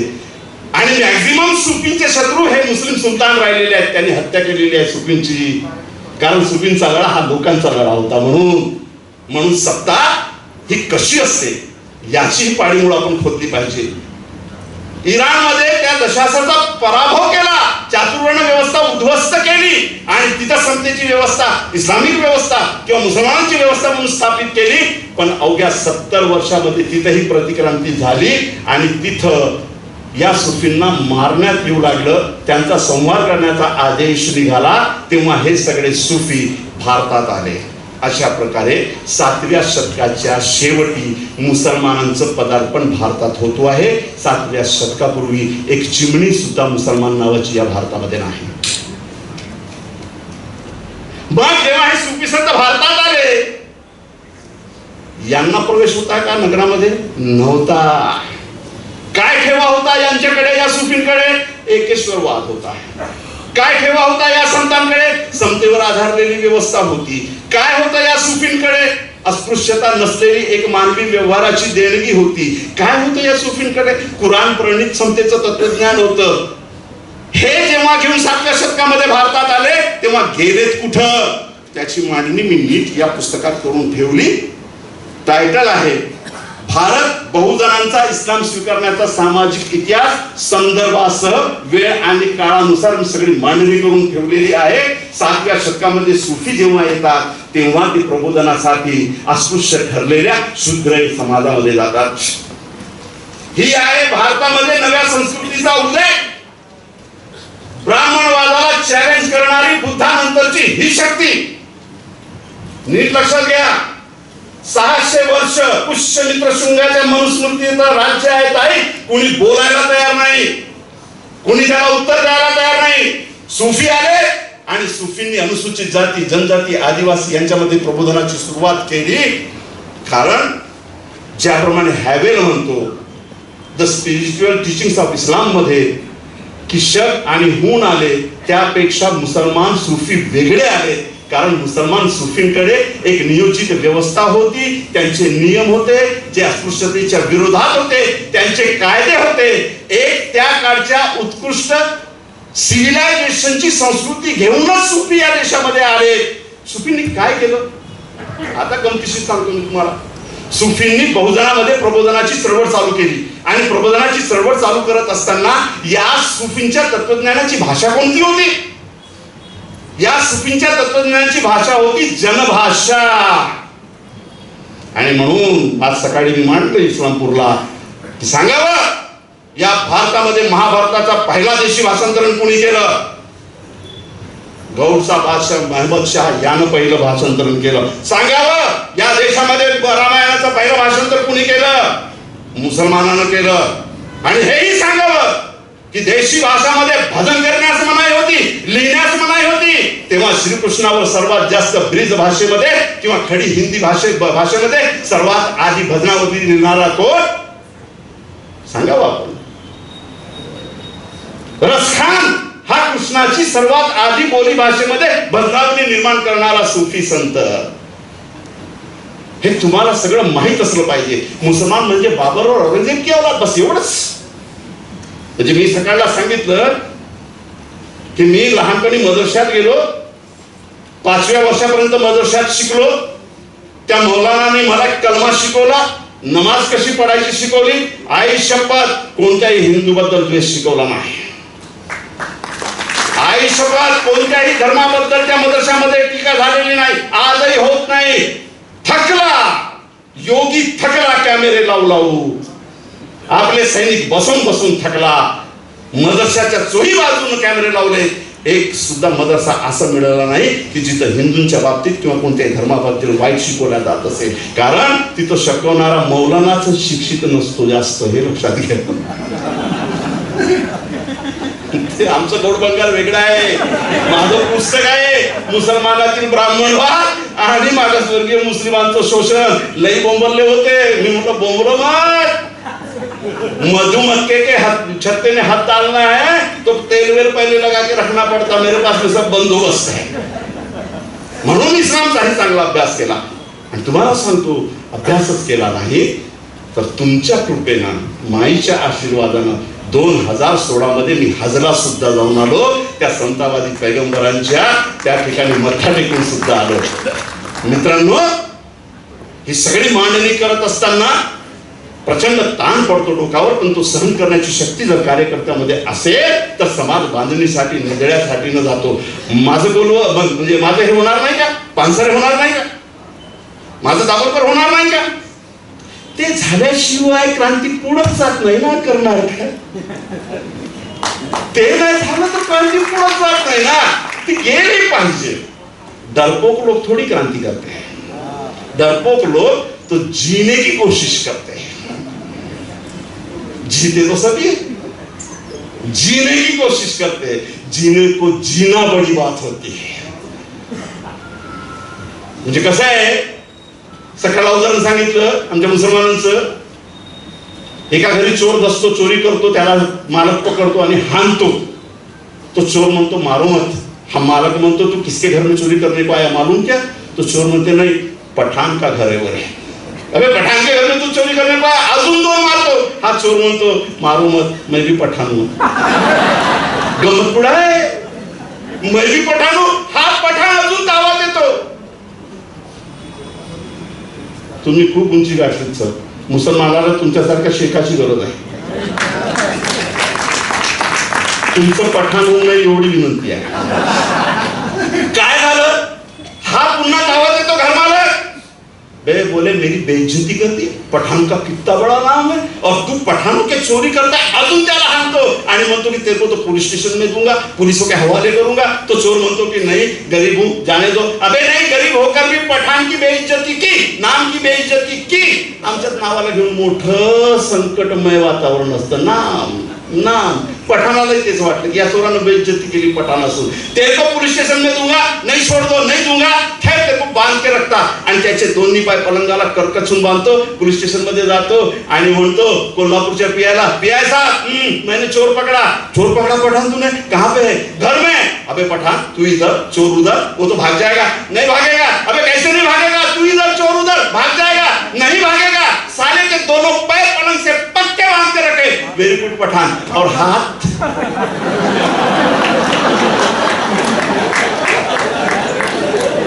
विसरलो मैं. क्या फायदा? पठान बोले भाग जाएगा. पठान पटकन ताड़ी वाजवतो ना, म्हणतो गारंटी से नहीं भागेगा. बोले क्यों? वो भी पठानी से. गंमत उडाय, वो भी पठानी से. चल बोले पियाला घेऊन येतो तर काय पाहतो, हा पठाण ज्याचे पाय बांधलेले आहेत, दोन्ही हात मोकळे आहेत, तो हातानं पलंग ओढत खर्र दाराच्या बाहेर मान काढून पाहतोय. कोई आएगा तो बोलूगा पैर खोल दे. संघ प्रणित मुसलमानाचं हे जिवंत चित्रण. संघ प्रणित मुसलमानांचं हे जिवंत चित्रण. मग सुफी संत या भारतामध्ये आले. कुणाकडे गेलेत हो?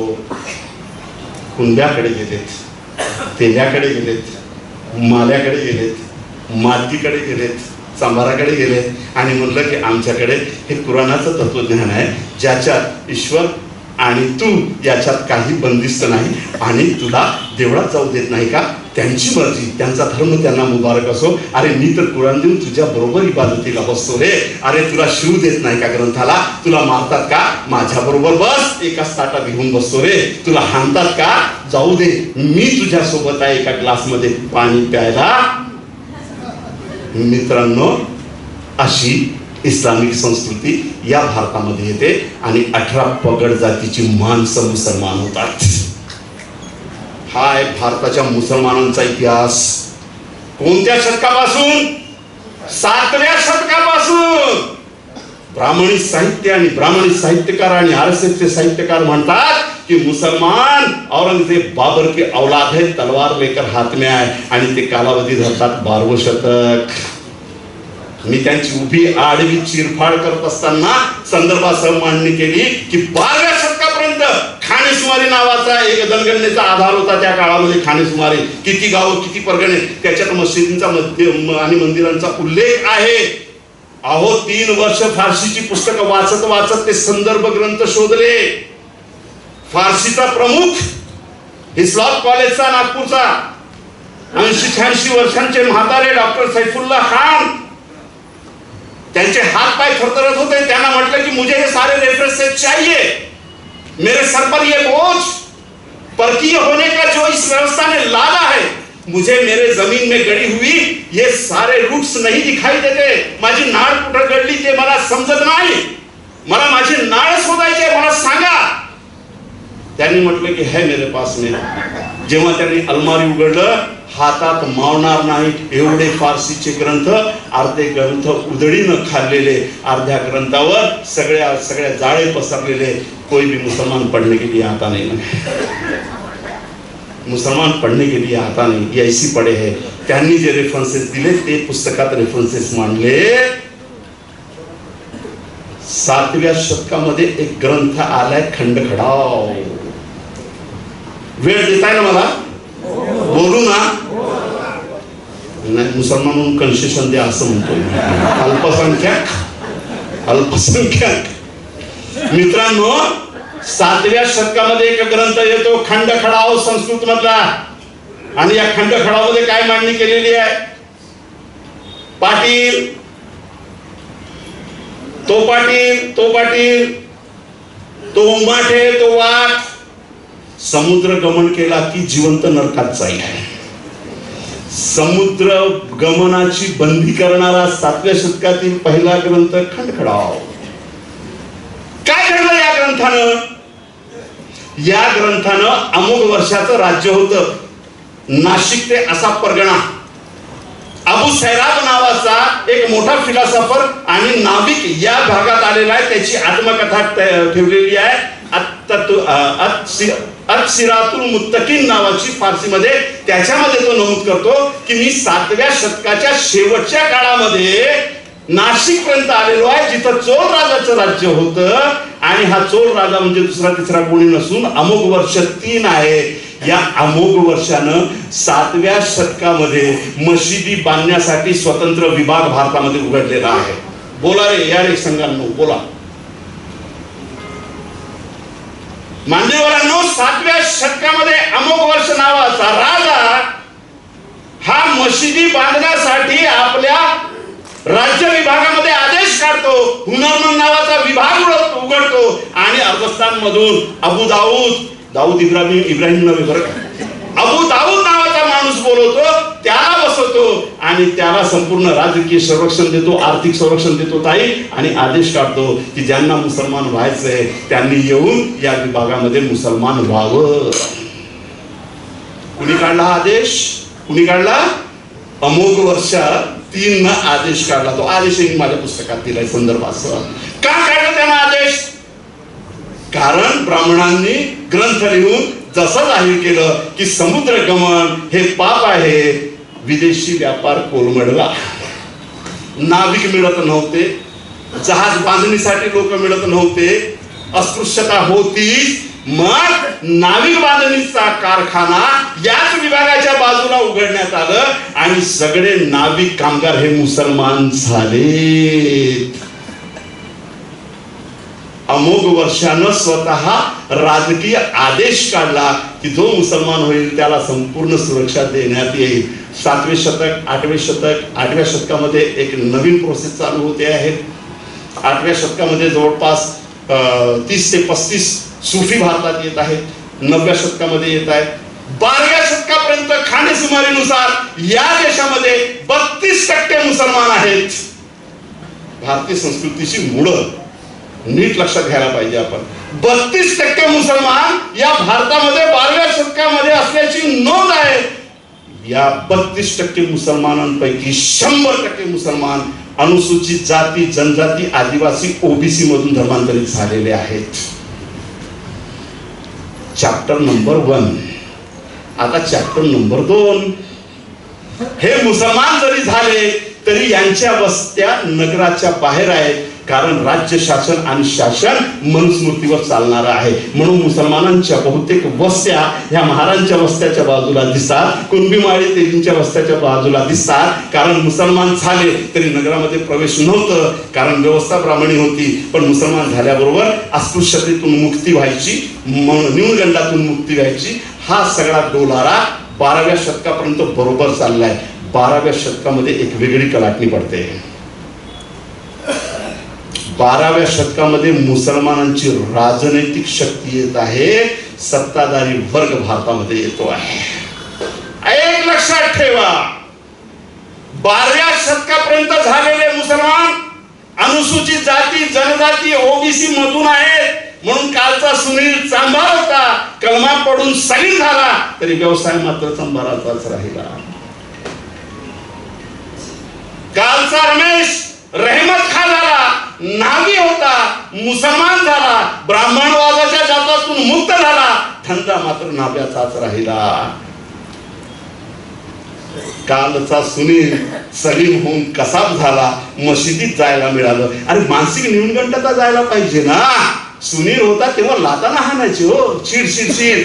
पण खाटकाचाच व्यवसाय असलेला सुनीलला सगळे मुसलमान, श्रीमंत असो वा गरीब, एकाच रांगेत उभे ठेवून नमाज पडायचे, ईद मध्ये गळ्याला लावायचे. हे मानसिक संतुष्टता. म्हणून सुनील खाटीक होऊन सलीम झाला. व्यवसाय कोणता राहिला? खाटकाचाच राहिला. तुमच्या आजूबाजूला असलेल्या औरंगजेबाच्या औलादींचा व्यवसाय नीट पाहता का तुम्ही? तुमच्या आजूबाजूला असलेल्या ब्राह्मणवादी व्यवस्था मांडते त्याप्रमाणे बाबरच्या औलादींचा व्यवसाय नीट पाहता का तुम्ही? मग 12व्या शतकापर्यंत जेवढे मुसलमान आहेत हे सगळे 18 पगड जातीचे मुसलमान आहेत. यांचा उभा संघर्ष मनुस्मृतीशी आहे. त्या मुळावर मी आणून ठेवतोय. उभा संघर्ष आहे. इस्लामिक तत्वज्ञानाचा उभा संघर्ष आहे. इस्लामिक संस्कृतीचा उभा संघर्ष आहे. इस्लामिक मान्यतेचा उभा संघर्ष हा हिंदूंशी नाही, मनुस्मृतीशी आहे. आणि म्हणून या देशातील 12व्या शतकापर्यंत झालेला मुसलमान हा 18 पगड जातींचाच आहे. 12व्या शतकानंतर सैनिकी शक्ती भारतात येते आहे. आणि पहिला अल्लाउद्दीन खिलजी नावाचा माणूस हा दिल्लीमध्ये सल्तनत बनवतो. आणि अल्लाउद्दीन खिलजीच्या बरोबर बर्नी नावाचा फिलॉसॉफर आलेला आहे, जियाउद्दीन बर्नी. त्याच्या तुर्की भाषेमध्ये लिहिलेला हा तुर्कवंशीय. जेवढे मुस्लिम बादशाह होते हे सगळे वंशीय आहेत. आहे गंमत. संस्कृत मधले 3 ग्रंथ माझ्या हातात आहे. केवळ हिटलरच आर्य वंशाचा नव्हता. जेवढे सत्ताधारी मोगल तुर्क हे सगळे आर्यवंशीय आहे म्हणून त्या ग्रंथात लिहिलं आहे. आश्चर्य आहे ना. नवीन इतिहास तुमच्या समोर येतो आहे ना. कुणी लिहिलं असेल की मुघलांचे सत्ताधारी वर्ग हेही आर्य आहे, तुर्क सत्ताधारी वर्ग हेही आर्य आहे, हम भी आर्य है. मग जेव्हा जियाउद्दीन बर्नी आणि अल्लाउद्दीन खिलजी दिल्लीत सत्ता स्थापन करतो, पहिला प्रशासकीय आदेश काढतो. कोणता? भारत के नौ मुस्लिम कम जात होने के वजह से सत्ता के मौके के जगह पर भारत के मुसलमानों को न लिया जाए, बल्कि अहले जात तुर्क के लोगों को ही सियासत के हर मकाम पे बैठाया जाए, असा आदेश जियाउद्दीन बर्नी 12व्या शतकामध्ये 13व्या शतकामध्ये काढतो आहे. मग जेव्हा सल्तनती स्थापन व्हायला लागतात तेव्हा मुसलमानांचा सत्ताधारी वर्ग आणि मनुस्मृतीवर आधारलेला सत्ताधारी वर्ग यांचे रोटीबेटी व्यवहार चालू होतात. यांचे रोटीबेटी व्यवहार चालू होतात. 12व्या शतकाच्या पूर्वी झालेला हा 18 पगड जातींचा मुसलमान जो मोहल्ल्यात अजूनही बंदिस्त आहे आणि सत्तेसाठी स्वतःची सत्ता, स्वतःचा मान सन्मान, स्वतःचं वर्चस्व कायम राखण्यासाठी मुसलमानांच्या सत्ताधारी वर्गाबरोबर रोटीबेटी करणारा मनुस्मृतीवर आधारलेला उच्चवर्गीय समाज, अशा प्रकारे भारताच्या मुसलमानांमध्ये 2 वर्गांची स्थापना होते. एक 18 पगड जातीचा मुसलमान जो कष्टकरी समाजातून आहे आणि मुघली सत्ता, तुर्की सत्ता आणि बाकीची सत्ता आल्यानंतर सत्तेसाठी धर्मांतरित होणारे मुसलमान.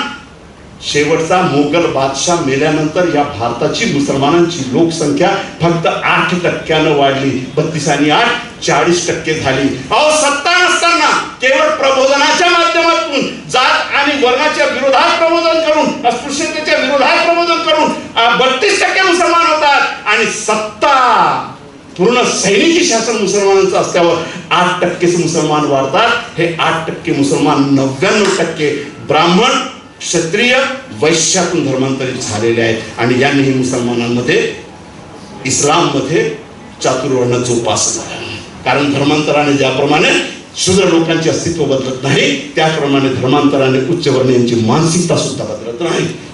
हे बौद्ध विहारांच्या त्या विध्वंसतेच्या इतिहासामध्ये आपण पाहिलं. अशा प्रकारे मुसलमानांमध्ये वर्गीय रचना झाली.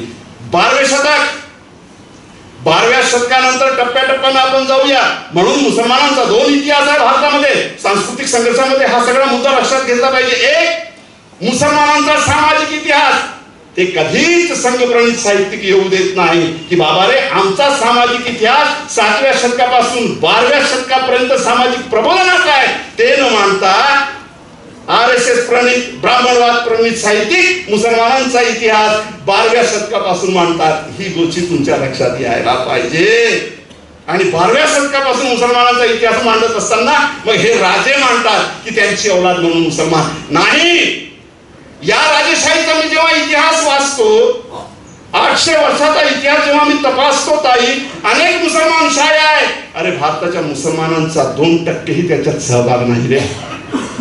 या शायांमध्ये 2% ही मुसलमानांचा सहभाग नाही.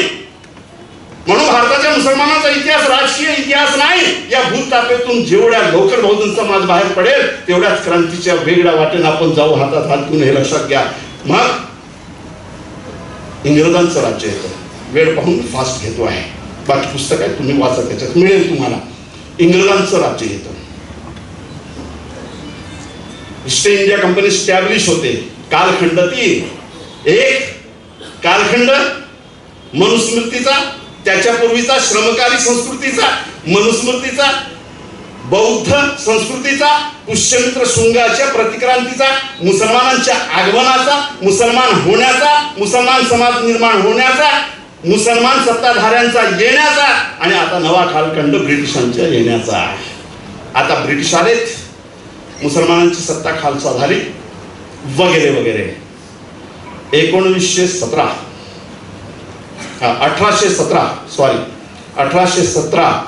ते 1857. चला आता जरा फास्ट घेऊया. 1817 ते 1857 ब्रिटिश शासन स्थिरावले, ब्रिटिशांचे वेगवेगळे कायदे बनत आहेत. याच कालावधीमध्ये परमनंट सेटलमेंट नावाचा कायदा येतो, कायमधारा पद्धती. या कायमधारा पद्धतीनं असंख्य कुंड्यांना शेतीतून बाहेर केलं, असंख्य मुस्लिम शेतकऱ्यांना शेतीतून बाहेर केलं, असंख्य जंगल दऱ्यात राहणाऱ्या वडरांना बाहेर केलं, शिकलगारांना, पारधींना अपराधी जमाती घोषित केल्या. कायमधारा पद्धतीनं जेवढा अन्याय कुणबी समाजावर केला, पर्यायानं शेतकरी समाजावर केला, तेवढा कोणत्याच कायद्यानं केलेला नाही. काय होतं कायमधारा पद्धतीमध्ये? आमच्याकडे लिखित काही नव्हतं. आमच्या शिक्षणाची म्हणाई होती आपण सर्वांना. आमच्याकडे लिखित काही नव्हतं. आमच्याकडे होतं आम्ही वाहत असलेली परंपरागत जमीन ही आमच्या मालकीची. कायमधारा पद्धतीनं म्हटलं की कागद दिखाव. अमित शहा साहेबांनी ते वाचलंय, म्हणून म्हणतात की कागद दिखाव. कब दिखाव? माझ्यासारख्या 1962 मध्ये जन्मलेल्या ही भारतीयाला म्हणतायत की कागद दिखाव. आणि मग अंगावर आले तर काय म्हणले, हिंदू को दिखाने की जरूरत नहीं है, वो हिंदू है, यही नागरिकत्व है. मग बौद्ध ओरडले, नहीं बोले बौद्ध को भी हम संभाल लेंगे. मुसलमान का क्या, उससे कागद दिखाने को. काय मानसिकता बनवतात विचित्र. मग कायमधारा पद्धतीनं ज्यांच्याकडे कागद असतील त्यांना मालक बनवण्याची चळवळ चालवली. ज्यांचा शेतीशी व्यवसाय नाही अशा लोकांकडे 2-2, 4-4, 5-5 हजार एकर शेती आहेत त्या काळामध्ये. मालक आहेत, नवीन जमीनदारी उत्पन्न केली आणि याच्यामध्ये पिढलेला जो समाज होता तो मग विद्रोहाकडे जाऊ लागला.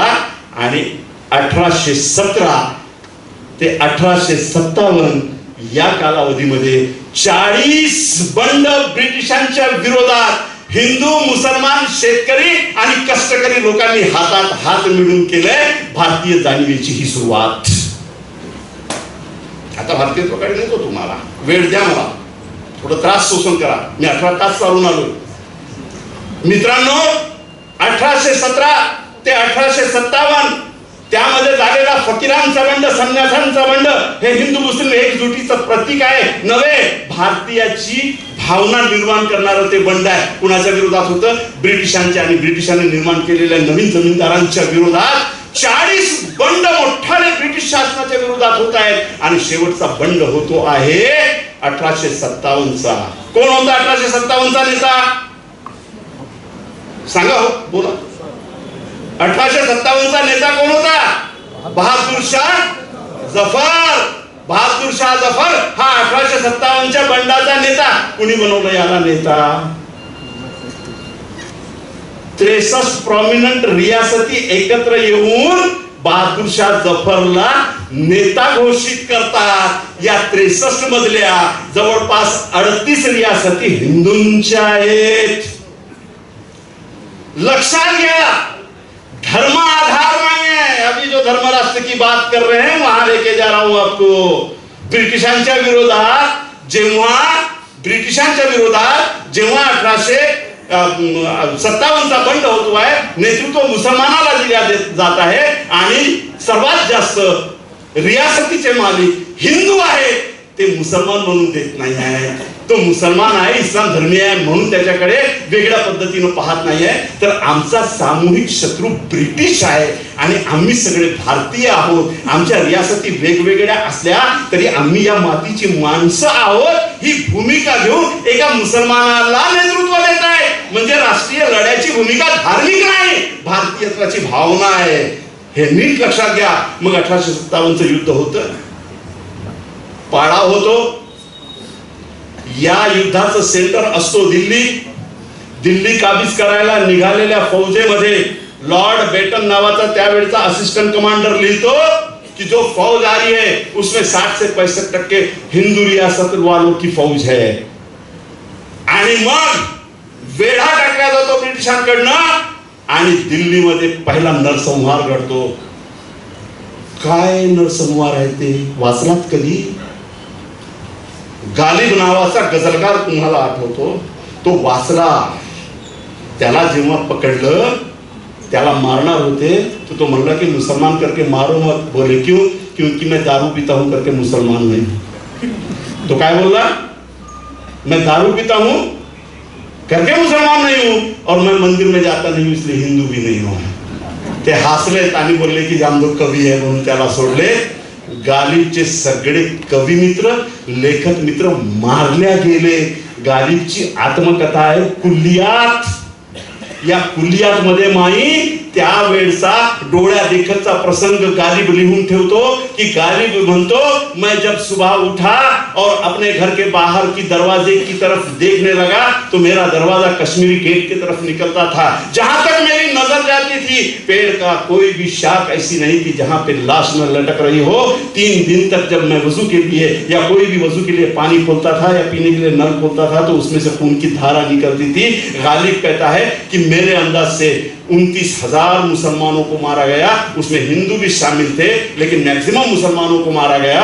और त्या मिलिटरी ऍक्शनचा कमांडर ऑथेंटिकपणे जाहीर करतो की 30,000 मुसलमान मेल्याची नोंद आहे ब्रिटिश शासनामध्ये. ब्रिटिश प्रधानमंत्रीचा पत्र येतो. तो पत्र मी आपल्या पुस्तकामध्ये जाहीर केलंय. काय लिहिलंय त्यानं त्या पत्रामध्ये?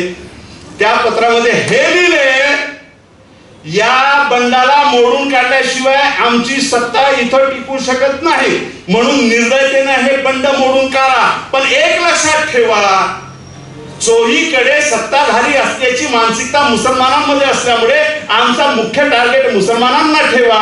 मशिदी आणि त्यांची धार्मिक स्थळं पाडत असताना कोणत्याही मंदिराला धक्का लागेल नाही याची काळजी घ्या, कारण आम्हाला सत्ता गाजवण्यासाठी हिंदूंची नितांत आवश्यकता आहे. 1857च्या बंडानंतर घडलेली नवीन घटना. आणि दिल्लीच्या बाजूच्या 5,000 मुसलमानांच्या सगळ्या बिल्डिंगी, व्यापार क्षेत्रे, मशिदी, दर्गा पाडून टाकण्यात आला. जी जामा मशीद आहे ती जामा मशीद 2 वर्ष शिखांची बॅरेक म्हणून होती. ब्रिटिशांची शिखांची मोठी फौज होती त्या याच्यामध्ये. आता ते सोडा, जालियनवाला बाग ब्रिटिशांनी घडवलं पण फायर करणारे सगळे आपले देशी ब्रिटिश समर्पित सैनिक होते.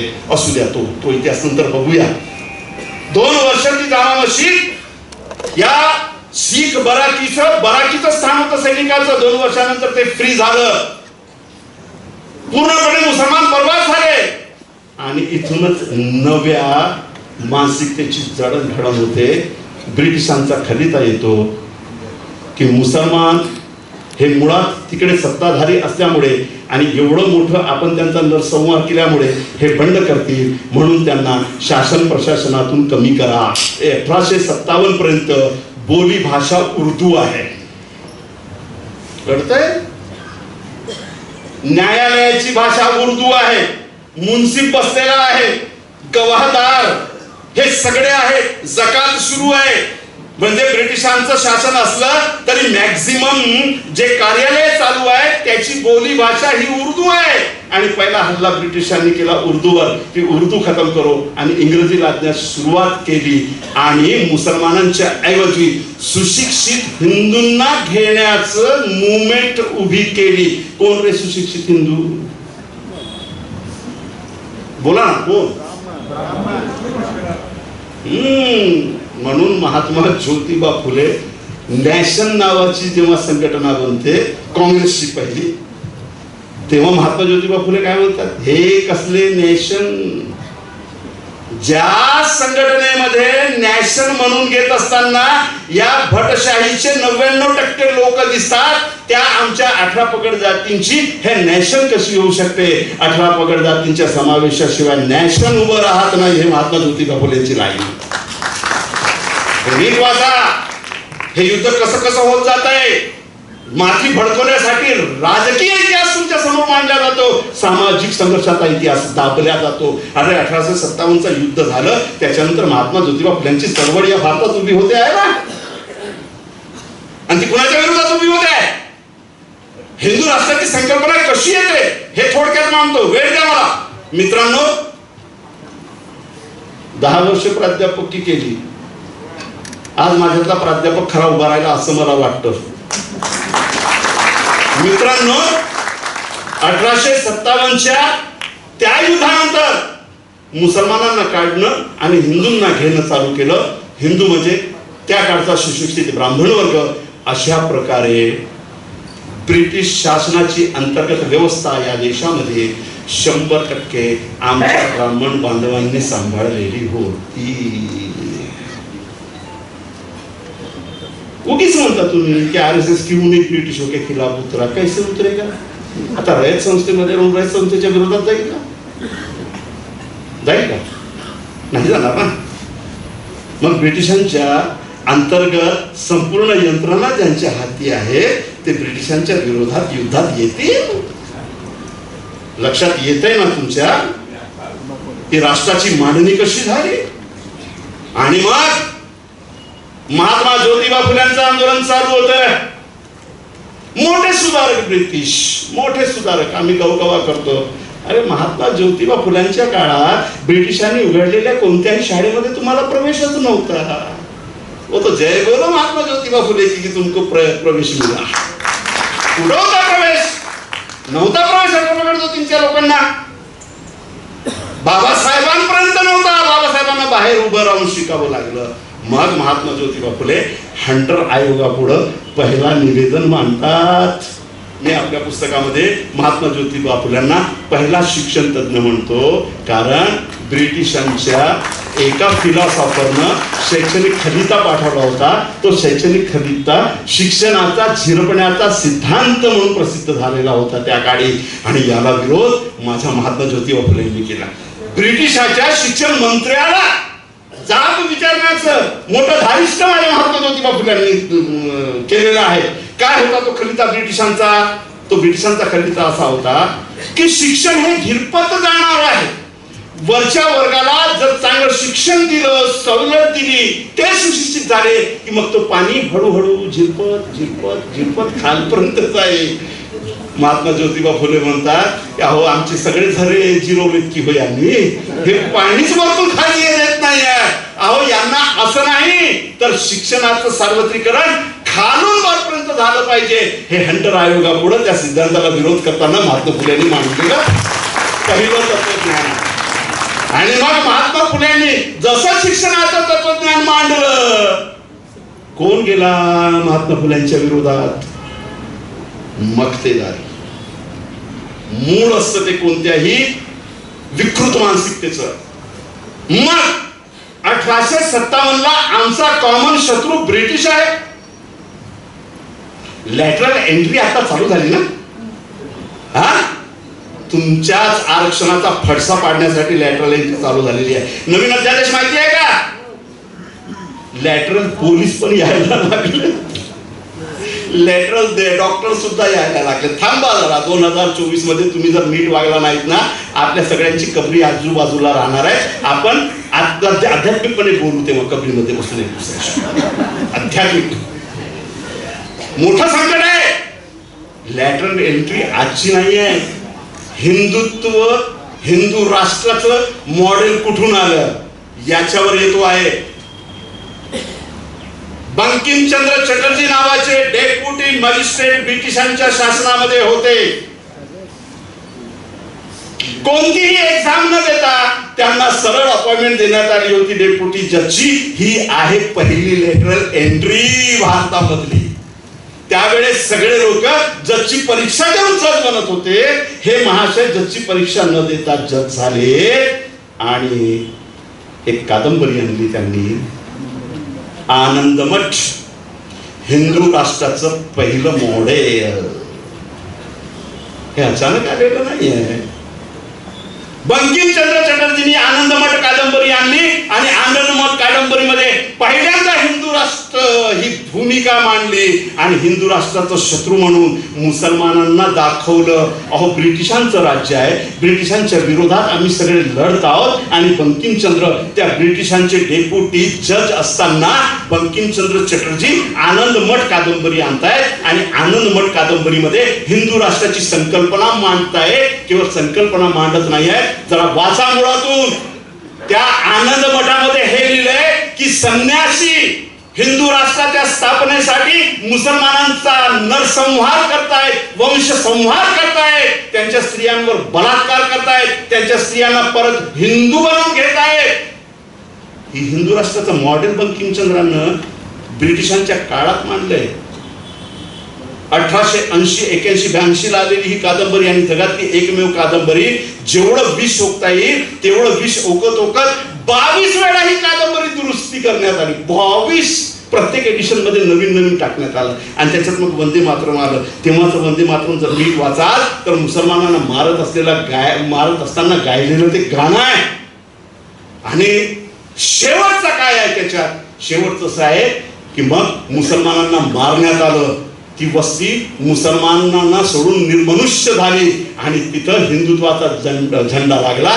त्याच वेळेस काही सैनिक म्हणतात आनंद मठमध्ये की मुसलमानांना तर आपण हाकललं, पण आता ब्रिटिशांनाही आपण हाकलायला पाहिजे, त्यांच्या विरोधात युद्ध करायला पाहिजे. अचानक बंकिमचंद्रांची कलम वेगळ्या पद्धतीनं चालते आणि त्या कलमामधून, त्या लेखणीतून एक अद्भुत पुरुष उत्पन्न होतो आणि तो अद्भुत पुरुष भगवा घातलेला आहे. आणि तो या सगळ्या हिंदू राष्ट्राच्या सैनिकापुढे येऊन म्हणतो की नाही रे, आमचा युद्ध ब्रिटिशांशी नाही, कारण सनातन शक्तीनं राजाचे गुण या ब्रिटिशांमध्ये परावृत्त करून आमच्यासाठी पाठवलेलं आहे. हे आमचे मित्र आहे, ब्रिटिशांसोबत आम्ही युद्ध करणार नाही. इथं आनंदमठ संपतो, अंतर्धान पावतो आणि नंतर तो अंतर्धान पावतो. युद्ध कुणाशी चाललंय? ब्रिटिशांशी. आम्ही गुलाम कुणाचे आहोत? ब्रिटिशांचे. आणि आनंद मठ मध्ये हिंदू राष्ट्राची मांडणी करत असताना बंकिमचंद्र शत्रू कुणाला दाखवत आहेत? मुसलमानांना. का बरं दाखवत आहेत? आणि ही कादंबरी आल्याबरोबर सिनियर जज म्हणून प्रमोशन झालं. कळतंय तुम्हाला कुठे आहे पुढं? आणि मग पुढं जाऊया. पुढं कसं जाऊया? महात्मा ज्योतिबा फुलेंनी या व्यवस्थेला उभं चॅलेंज केलं.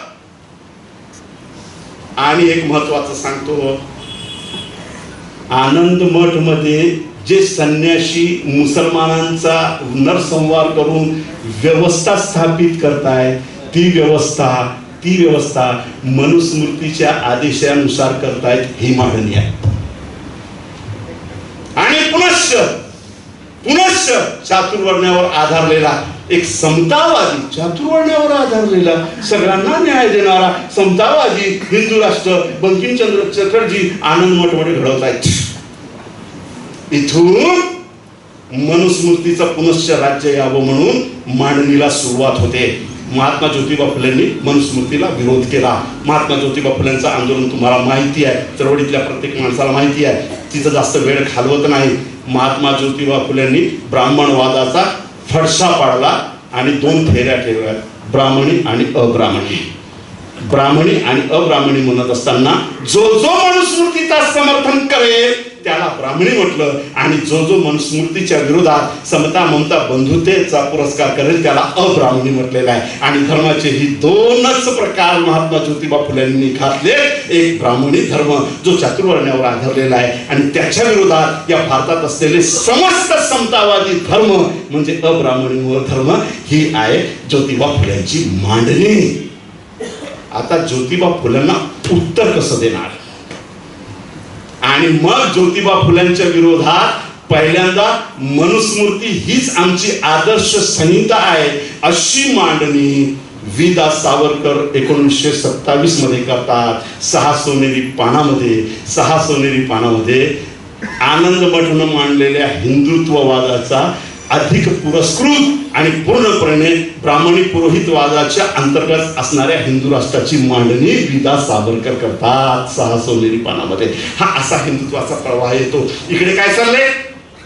याच्या विरोधात महात्मा ज्योतिबा फुलेंचं आंदोलन चाललंय.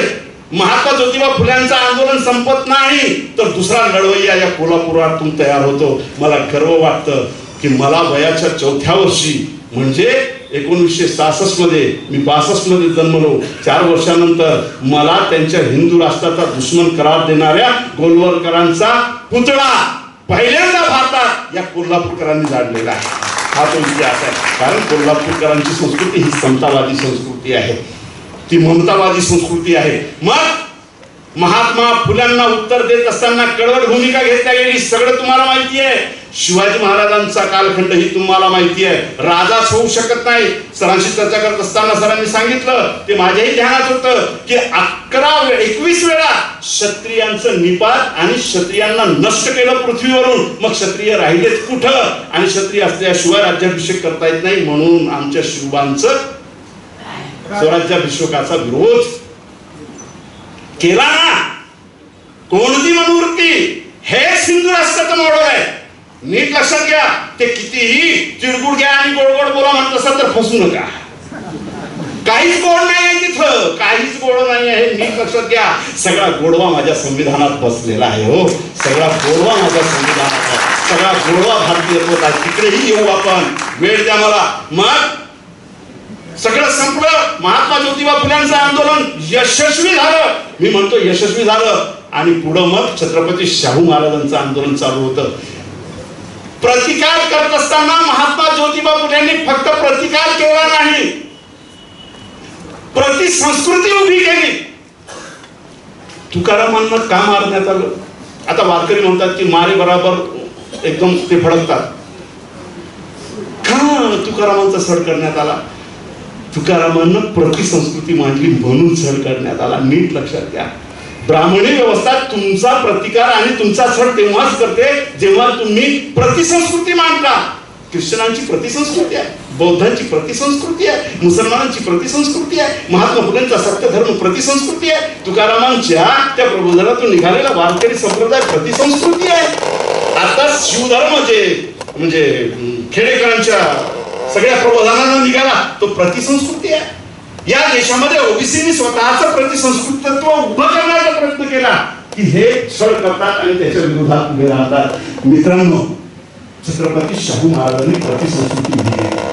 आता कोल्हापूरकरांना शाहू सांगायचं एवढं धारिष्ट मी करत नाही, पण वैदिक अवैदिक या भांडणामध्ये पहिल्यांदा वैदिकालाच उभं काढलं. ब्राह्मणेतर वैदिक धर्मपीठ स्थापन करून ही आहे प्रत्येक व्यवस्था. जर तुम्ही मारत असाल वेदाचे आणि वैदिक संस्कृतीचे तर तुमचा पुरोहितवादावर आधारलेला वैदिक तुम्हाला मंजूर आहे तर घ्या, आम्ही शुद्ध करून तो वापरू. ती दिलेलं तत्कालीन त्यावेळेचं टेक्निकल युद्ध होतं जे लढले आणि मग आम्ही स्वातंत्र्यापर्यंत येतो. मित्रांनो, बाबासाहेब आंबेडकर नावाचा नवीन युद्ध तयार होतो आणि बाबासाहेब आंबेडकरांचं युद्ध सगळ्यांनाच अडचणीत आणणार आहे. कसं? बाबासाहेबांनी जी भूमिका घेतली ती नागरिकत्वाची भूमिका आहे.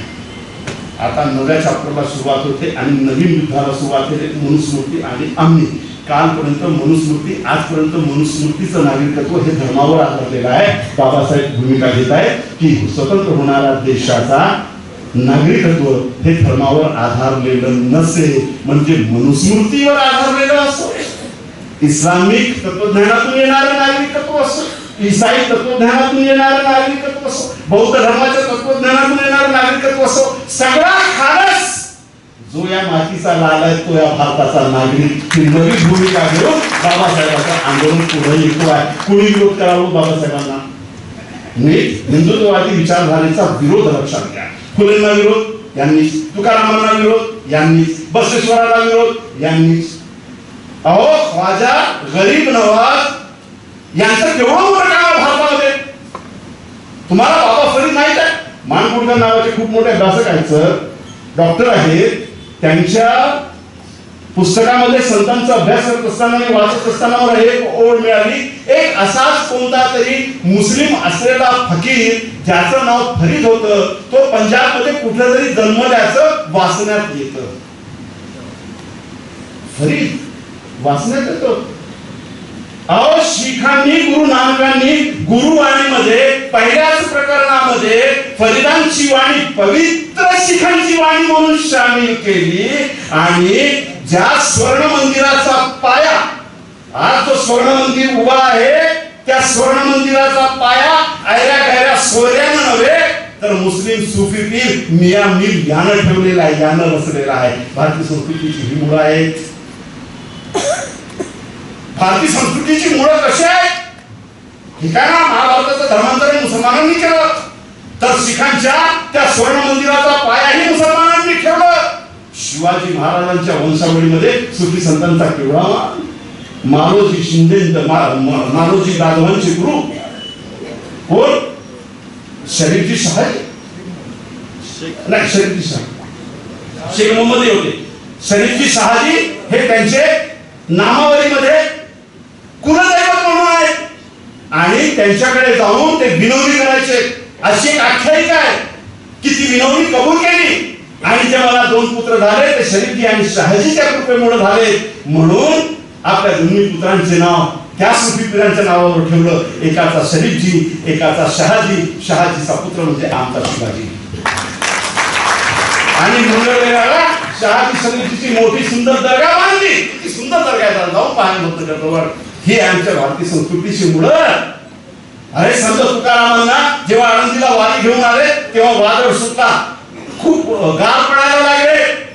तेव्हा तत्कालीन संदर्भ देणारा ग्रंथ सांगतो संत मंडळांचे ऐतिहासिक कार्य याच्यामध्ये बाळासुंटणकर मांडतात की सैराबाला पडायला लागले सगळे वारकरी. बडव्यांनी आपल्या मंदिराची दारं बंद केली. हे शूद्र जर मंदिरात घुसले तर मंदिर अपवित्र होईल. हे वारकरी शूद्र आहे म्हणून तिथल्या बडव्यांनी आपल्या मंदिराची दारं बंद केली. हे ह्याला सांगितलं असतं तर वेगळी गोष्ट आहे. बाळासुंटणकर स्वतः जातीचे ब्राह्मण आहे आणि प्रामाणिक माणूस आहे म्हणून ते मांडणी करतात प्रामाणिकपणे.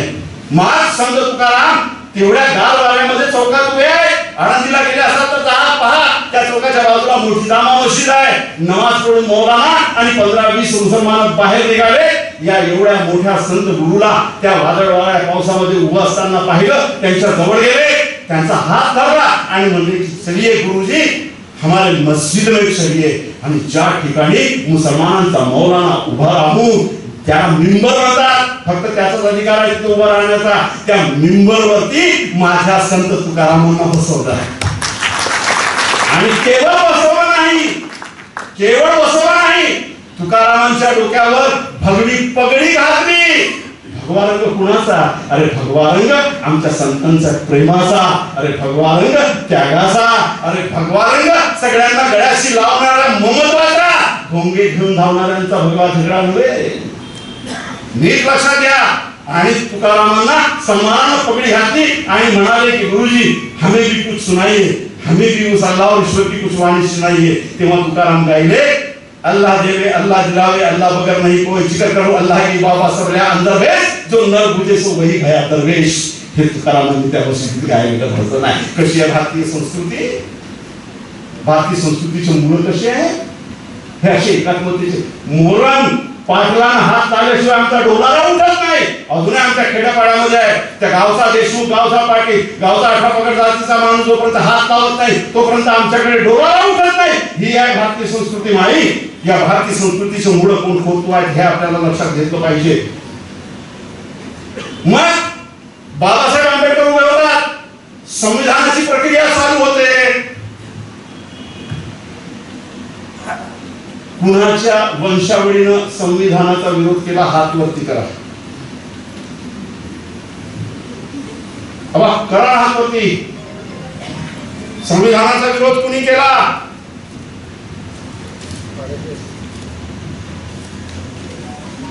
सोपं आहे का? संविधान आपल्याला असंच मिळाले का? एक मोठं युद्ध व्यक्ती मूल्याचं आहे. आज तुम्ही आणि मी जे मूल्य घेऊन उभे आहोत ते देणार फक्त संविधान आहे आणि ते हिरावून घेणार मनुस्मृती आमच्यावर लागू पाहत आहे. हे नीट लक्षात घ्या. काय घडलं? 1932 मध्ये म्हणजे 30 पासून संविधानाची प्रक्रिया चालू झाली. 1930 पासून 32 मध्ये पहिल्यांदा डॉक्टर भगवान दास भारतातले मोठे तत्ववेत्ता ज्यांचं नाव भारतामध्ये प्रचंड ज्ञानी म्हणून चाललेलं होतं, बाबासाहेब आणि पुरोगामी चळवळीतले सगळे लोक, छत्रपती शाहू महाराजांच्या तालमीत तयार झालेले नेता, सत्यशोधक मंडळातून गेलेले राजकीय नेता हे संविधानावर चर्चा करतायत. आणि 1932 मध्ये डॉक्टर भगवान दास एक मोठी पुस्तक आणतायत, ती आहे मनुची आदर्श समाज रचना. आणि याची चर्चा संपूर्ण भारतामध्ये जोरात केल्या जाते, चर्चा जोरात केल्या जाते. आजच मीडिया त्यांच्या हातात आहे असं नाहीये, तेव्हा पण चर्चा जोरात होते, नसलेले मुद्दे चर्चेला जातात. लफडो हा राष्ट्रीय कार्यक्रम ठरतो, हा राष्ट्रीय कार्यक्रम ठरतो. इकॉनॉमिकल टाइम्स मधला रिव्ह्यू वाचत होतो, या देशातील जेवढ्या पुंजीपतींचा कर्जा माफ झाला ना, त्याच्यात ते आकडेवारीनुसार दाखवतात की ते जर वाचवलं असतं 44 कोटी लोकांची घर झाली असती, एवढा कर्जा माफ केला. काय समजता तुम्ही या व्यवस्थेला? 44 कोटी लोकांची घर झाली असती, एवढा कर्जा यांनी माफ केलाय. अहो 2014 पूर्वी देशात सुद्धा श्रीमंत म्हणून जास्त नाव नव्हतं, तो अदानी जगातल्या 7व्या क्रमांकाचा श्रीमंत झालाय. मनसुबती सोपी आहे काय? गमत आहे? गमत नाहीये. नीट कशी रचना चालली हे लक्षात घ्या. महात्मा गांधीला सोडलं मी वेळाच्या अभावी. कसं मृत्यू झालं, मर्डर कसं केलं महात्मा गांधींचं? पाकिस्तानचं समर्थन केलं म्हणून? मुसलमानांचा अनुनय केला म्हणून नाही. 20 आणि 28 पर्यंत रामाच्या नावानं यांनी पुन्हा वादंग घातलाय की मनुस्मृती लागू झाली पाहिजे और राम ही इस देश का राष्ट्रीय पुरुष है. ते आज नाही म्हणतायत, ते गांधींच्याही काळात मांडलेलं होतं. आणि महात्मा गांधींनी या संघाच्या रामला सबसे विरोध केलाय, विरोध केलाय गांधींनी. हिंद स्वराज्यामध्ये ते विरोध करत असताना म्हणतात, ये लोग म्हणजे संघाच्या बाबतीत म्हणतायत की ये लोग जिस राम को हिंसक बनाकर इस देश में ला रहे हैं वो मुझे मंजूर नहीं. मेरा राम हिंसक नहीं है, मेरा राम मर्यादा पुरुषोत्तम है. और ये जिस राम को ले रहे हैं वो राजनैतिक राम है, जिसे मैं मंजूर नहीं कर सकता. मेरा राम इंसानियत को जानने वाला आत्मा राम है, असं महात्मा गांधी म्हणतात. आणि जेव्हा पुणे करार होतो तेव्हा मोठा आर्टिकल नथुराम छापतो. आपल्याला माहितच नाही नथुराम लिहित होता नसतो. एक मोठं प्रकरण आहे गीता प्रेसचं. गीता प्रेस हे हिंदुत्ववादी प्रोजेक्ट 1922 पासून उभं झालेला मोठा प्रोजेक्ट आहे. याला एकच प्रोजेक्ट देण्यात आलेलं होतं, कोणतं? जेवढं तुम्हाला मनुस्मृती आणि त्याच्यावर आधारलेले ब्राह्मणी ग्रंथ पसरवता येईल तेवढा पसरवा. ज्याचं प्रोडक्शन 100 रुपयामध्ये होत होतं त्या पुस्तकाला 2 रुपयामध्ये 5 रुपयामध्ये सगळ्या गरीब हिंदूंना वाटण्याचं काम नियमितपणे या प्रेसने केलेलं आहे. ती भांडण वेगळी आहे, सांगेन. तो प्रोजेक्ट आहे यांचा, ते आजही चालू आहे. मग गांधींनी याचा विरोध केला आणि जेव्हा पुणे करार केला तेव्हा नथुरामाचा आर्टिकल याच गीता प्रेसच्या कल्याण मासिकामध्ये आला, जिथं नथुराम म्हणतो की महात्मा गांधीनं ज्यांची अवकात नव्हती त्यांना राजकीय आयडेंटिटी मिळवून दिली. म्हणून आंबेडकरी लोकांना गांधींचा विरोध करत असताना जरा पुणे करार करूनच त्यांना विरोध करायचं एवढं मर्यादित ठेवू नका. आता सगळ्या महापुरुषांना बासनात गुंडाळून तो मनुवाद आपल्या अंगावर आलेला आहे, जरा लक्षात घ्या आणि नीट मांडणी सगळ्यांचे करा. आणि म्हणूनच मी ती फुले, शाहू, गांधी, आंबेडकर का ब्राह्मणी राष्ट्रवादचे संघर्ष ही सगळी थेरी जी मांडली ती प्रमाणक्रमानुसार माझ्या पुस्तकात मांडून ते आज इथं मुलींच्या हाताने प्रकाशित केले. 32 मध्ये विरोध पुढे चालूया. 1934 मध्ये संविधान निर्मितीची पहिली कॅबिनेट बसते. ओके, 1934 मध्ये संविधान कसं होईल, काय होईल याची प्राथमिक तयारी चालू आहे. त्याच वेळेस आपल्या भारतातील दुसरे मोठे फिलॉसॉफर केवल मोटवानी, खूप मोठं नाव आहे, अनेक ग्रंथ आहेत त्यांचे. केवल मोटवानी 1934 मध्ये एक पुन्हा ग्रंथ आणतात, त्याचं नाव आहे मनुकी समतावादी आदर्श रचना. इकडे संविधान निर्मितीची प्रक्रिया चालू आहे, त्याला लावण्यासाठी दुसरा ग्रंथ येतो की मनुकी समतावादी समाज रचना. त्यानंतर पुढे सरकूया 1949. आता इथं संविधान निर्मितीनं फास्ट ब्रेक घेतला. अहो तुम्हाला आणि मला मतदानाचा अधिकार नव्हता हे तुम्हाला माहिती आहे, अभ्यासवाद सगळे. या देशातील 11% लोकांना स्वातंत्र्यपूर्व मतदानाचा अधिकार होता आणि मतदान करण्याचा अधिकार भेटण्यासाठी अनेक अटी होत्या. त्यापैकी प्रमुख तो रॉयल फॅमिलीतला असला पाहिजे, 20 रुपये त्या काळी इन्कम टॅक्स भरणारा असला पाहिजे. कुंड्यामाळ्यातल्या मुसलमानाकडे कुठले 20 रुपये इन्कम टॅक्स भरणार, खायला काय नाही, इन्कम टॅक्स कुठचं भरणार, म्हणजे तो मतदानच करणार नाही. रॉयल फॅमिलीमध्ये असण्याचा संबंधच नाही. एक विशिष्ट संपत्तीचा धारक असला पाहिजे आणि सर्वात मोठी अट विशिष्ट शिक्षण असलेला पाहिजे. 3 कोटी म्हणजे पाकिस्तान पासून सगळा अखंड भारत, या भारतामध्ये 3,11,00,000 लोकांना मतदानाचा अधिकार होता. जर बाबासाहेब नसते आणि त्यांच्या सोबत सत्यशोधक मंडळींची नेते मंडळी नसती, सत्यशोधक मंडळीच्या नेत्यांनी बाबासाहेबांना कशी मदत केली ते वेगळ्या पुस्तकात मी मांडेन पुढं. हे जर नसते तर मतदानाचा अधिकार तुम्हाला आणि मला मिळालं नसतं. हेच पाहिजे होतं हिंदुत्ववाद्यांना. म्हणून 1920 मध्ये त्याच्या पूर्वी महात्मा ज्योतिबा फुले सार्वजनिक शिक्षणाचा अधिकार मांडतायत. आणि तुम्हाला सांगू खडकवासल्याचा जो तळ्याचं मोठं काम महात्मा ज्योतिबा फुलेंना मिळालं होतं गुलामगिरीमध्ये, ते मस्त मांडले. ते म्हणतात की करप्शन कैसा होता है ये इन कारकुनों से पूछो. अब सारे कारकुन हे एकाच जातीचे आहेत. ती मांडणी आहे, त्याला अपवाद आपण दुसरा शब्द वापरू शकत नाही. सगळ्या ब्रिटिशांची यंत्रणा कशी पोखरून टाकली याची सगळी मागणी महात्मा ज्योतिबा फुलेंनी केलेली आहे. म्हणून नंतर एकचा शब्द महात्मा ज्योतिबा फुले या मंडळीचा, हे नीट तुम्ही लक्षात ठेवा. म्हणून सगळ्यांचं नाव घेतली. आता अलीकडे गांधींच्या पाया पडता पडता नागपूरमध्ये महात्मा फुलेंची मूर्ती स्थापन करून त्याच्याही पाया पडण्याची परंपरा चालू करताय. सावध व्हा, एवढा इशारा देतो आम्ही. मी नागपूरमध्ये राहतो, म्हणजे मी नारंगीचा आहे, लक्षात घ्या. ठीक आहे, मी तिथंच राहतो ना, मला सगळं कळतं. आता जेव्हा 1949 मध्ये मतदानाच्या अधिकारापासून फेडरल रचना कशी असेल, भारताची रचना कशी असेल, गोलवर काय लिहित आहे, हमें संविधान मंजूर नहीं है, नए संविधान की जरूरत क्या है. नीट लढाई लक्षात घ्या हिंदुत्ववादाची. काय म्हणतात ते, नव्या संविधानाची गरजच काय आहे, कारण आमच्याकडे अतिदिव्य ईश्वरीय मनुस्मृती ग्रंथ आहे, तोच आमचा संविधान आहे. 1949 ला सावरकर गोरवरकर म्हणतायत. 1949 ला एक मोठे व्यक्ती नाव आहे त्यांचा रंगास्वामी. हे रंगास्वामी पुन्हा एक ग्रंथ आणतात. प्रचंड मोठ्या प्रमाणावर भारतभर त्याचं वितरण होते आणि त्या ग्रंथाचं नाव असतं भारत का कन्फ्युशियस मनू.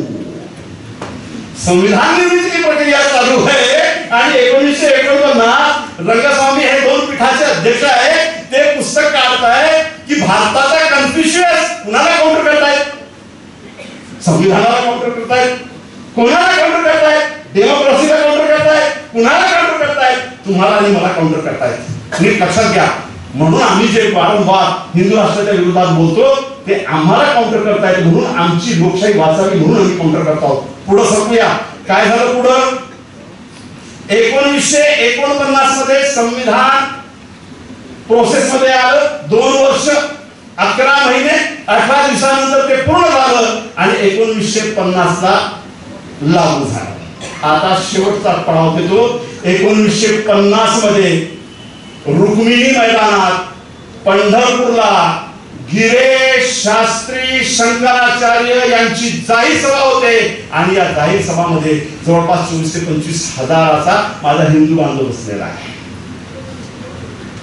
आणि गिरीश शास्त्री 1950 मध्ये रुक्मिणी मैदानात जाहीर सभेमध्ये काय बोलतायत, आम्ही ऐकलंय की भारतात एक नवा संविधान आलेलं आहे, तो संविधान आम्हाला मंजूर नाही. 25 हजाराच्या जाहीर सभेमध्ये 1950 मध्ये संविधान लागू झाल्यानंतर गिरीश शास्त्रींचा जाहीर सभेतील हे प्रवचन की आम्हाला हा संविधान मंजूर नाही. पत्रकारांनी विचारलं नंतर का बरं मंजूर नाही, कारण हे संविधान एका शूद्रानं लिहिलंय. रेकॉर्डेड स्टेटमेंट आहे. 1950 मध्ये हिंदू राष्ट्राचे मोरके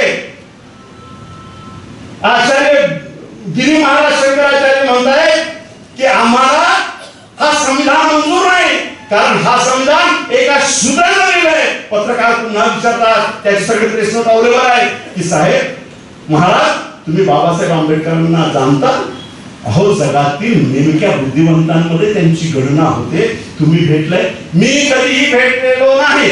आणि दुसरं असेल तो बुद्धिवंत, परंतु काय वाक्य वापरले संविधानाच्या विरोधात, काय वाक्य वापरले बाबासाहेबांच्या विरोधात? गिरीश शास्त्री म्हणतात मी त्यांना ओळखत नाही, कधी भेट झालेली नाही, संविधान वाचताय का? वाचण्याची गरजच नाही. आणि आंबेडकरांबद्दल मला काहीही लक्षात घेण्याची गरज नाही, कारण उदाहरण देतात ज्याप्रमाणे दूध एखाद्या नालीतून गटारातून आल्यानंतर अपवित्रच राहतो, त्याप्रमाणे तो आहे. काय चॅलेंज आहे डेमोक्रेसी पुढे? आता शेवटचा टप्पा 2014 मध्ये हे अचानक घडलेलं नाही. त्यांनी नीट बांधणी केली, समर्पित कार्यकर्त्यांच्या माध्यमातून नीट त्यांनी प्रोजेक्ट आणि कार्यक्रम राबवला. आज तरुण मंडळी त्यांच्या अखत्यारीत गेलेली आहे. आज अनेक फोर्सेस मधले लोक त्यांच्या अखत्यारीत गेले. न्यायालयाचे निकाल पाहतात, न्यायालय त्यांच्या अखत्यारीत गेले. ही प्रोसेस त्यांनी नियमितपणे राबवली. आम्ही कुठं बसलो? आमच्याकडे फुले होते, आमच्याकडे तुकाराम होता, आमच्याकडे बसवेश्वर होते, आमच्याकडे लिंगायत होते, आमच्याकडे मुसलमानांचे सुफी होते, आमच्याकडे शिवाजी महाराज होते, आमच्याकडे महात्मा फुले होते, आमच्याकडे शाहू महाराज होते. आमच्याकडे प्रोग्रामिंग नव्हता. जे सत्तेत होते या सगळ्या महात्मांच्या नावावर त्यांनी कोणताच प्रोग्रामिंग या तरुणांना दिला नाही. आज RSSच्या सांस्कृतिक कार्यक्रमांना ही तरुण मंडळी बळी जात आहे. तुम्ही महात्मा ज्योतिबा फुल्यांचा कोणताही सांस्कृतिक कार्यक्रम यशस्वीपणे राबवू शकला नाही. या मुलांच्या डोक्यामध्ये महात्मा ज्योतिबा फुले बाबासाहेब नीट मांडू शकला नाही, म्हणून ते विजयाच्या काठावर उभा आहे. म्हणून आम्ही पराजित होणार आहोत असं लक्षात घेऊ नका. शेवटचं कारण असे सांगतो आणि रजा घेतो. कारण 2014 मध्ये ही मंडळी जेव्हा सत्तेवर येते तेव्हा त्यांचा वोट हा पर्सेंटेज असतो केवळ 32%. हिंमत हारण्याची गरज नाही. यशस्वीपणे जर लढा दिला तर आम्ही हा हिंदुत्ववादाचा डेमोक्रेसीवर आलेला हल्ला, संविधानावर आलेला हल्ला भारतीय म्हणून परतवून लावू शकतो. कारण हे जेव्हा 2014 मध्ये सत्तेवर येतात तेव्हा 32%च यांचं मतदान असतं. 68% जनता यांच्या अजूनही विरोधात आहे. नंबर 1. नंबर 2, 2019 मध्ये पुन्हा ते सत्तेवर आले. 2019 मध्ये जेव्हा सत्तेवर आले तेव्हा साहेब त्यांचा पर्सेंटेज फक्त 3% वाढले. 35 ते पॉइंट काही मतदानावर ते सत्तेवर आले.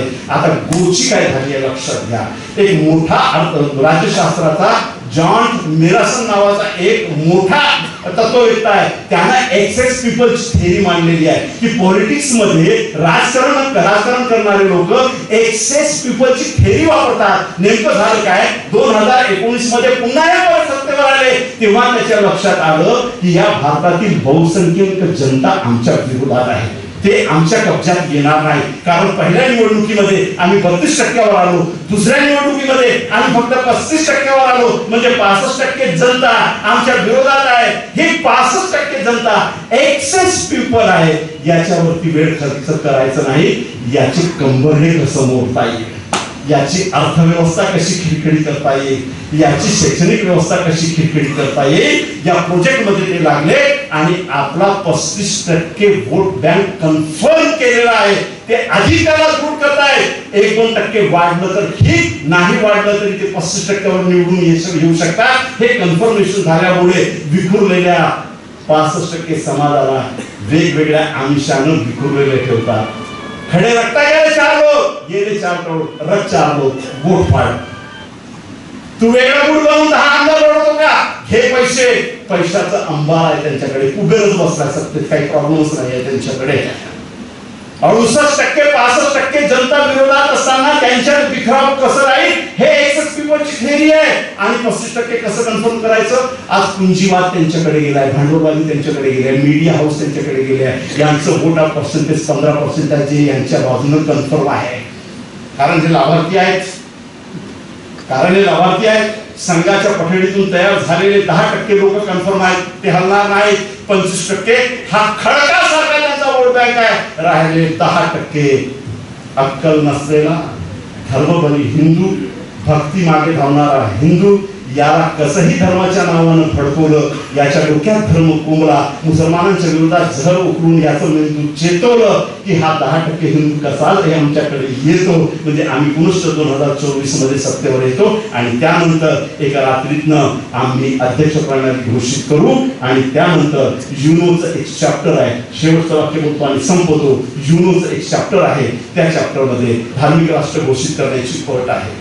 याच अटीनुसार अरबस्तान हा इस्लामिक राष्ट्र म्हणून घोषित आहे, तुर्कस्तान इस्लामिक राष्ट्र म्हणून घोषित आहे, नेपाळ बौद्ध राष्ट्र म्हणून घोषित आहे, चीन जापान बौद्ध राष्ट्र म्हणून घोषित आहे. परंतु या युनो मध्येच एक आर्टिकल असं आहे की धर्म आधारित, म्हणजे राष्ट्रीय धर्म आधारित नव्हे, राष्ट्रीय धर्म तुम्ही एखाद्याला धर्म घोषित करत असाल तर सेक्युलरिझमची एक कलम अत्यंत आवश्यक आहे. ती कलम नसती की आंतरराष्ट्रीय व्यापार नाही करता येत, आंतरराष्ट्रीय राजकारण करता येत नाही, मिलिटरी अलायन्स करता येत नाही, आंतरराष्ट्रीय व्यापार करता येत नाही. ह्या सगळ्या गोष्टी त्या कलमावर आधारित आहे. म्हणून अरबस्तानमध्ये राष्ट्रीय धर्म हा इस्लाम जरी असला तर सेक्युलरिझमचं एक आर्टिकल आहे आणि त्या सेक्युलरिझमच्या आर्टिकलमुळे त्या ठिकाणी दुबई सारखा मिक्स कल्चरचा एक मोठा असा भूभाग जन्माला येतो. हे नीट लक्षात घ्या. आपल्याकडे तशी परिस्थिती नाही आहे, अत्यंत वाईट परिस्थिती आहे.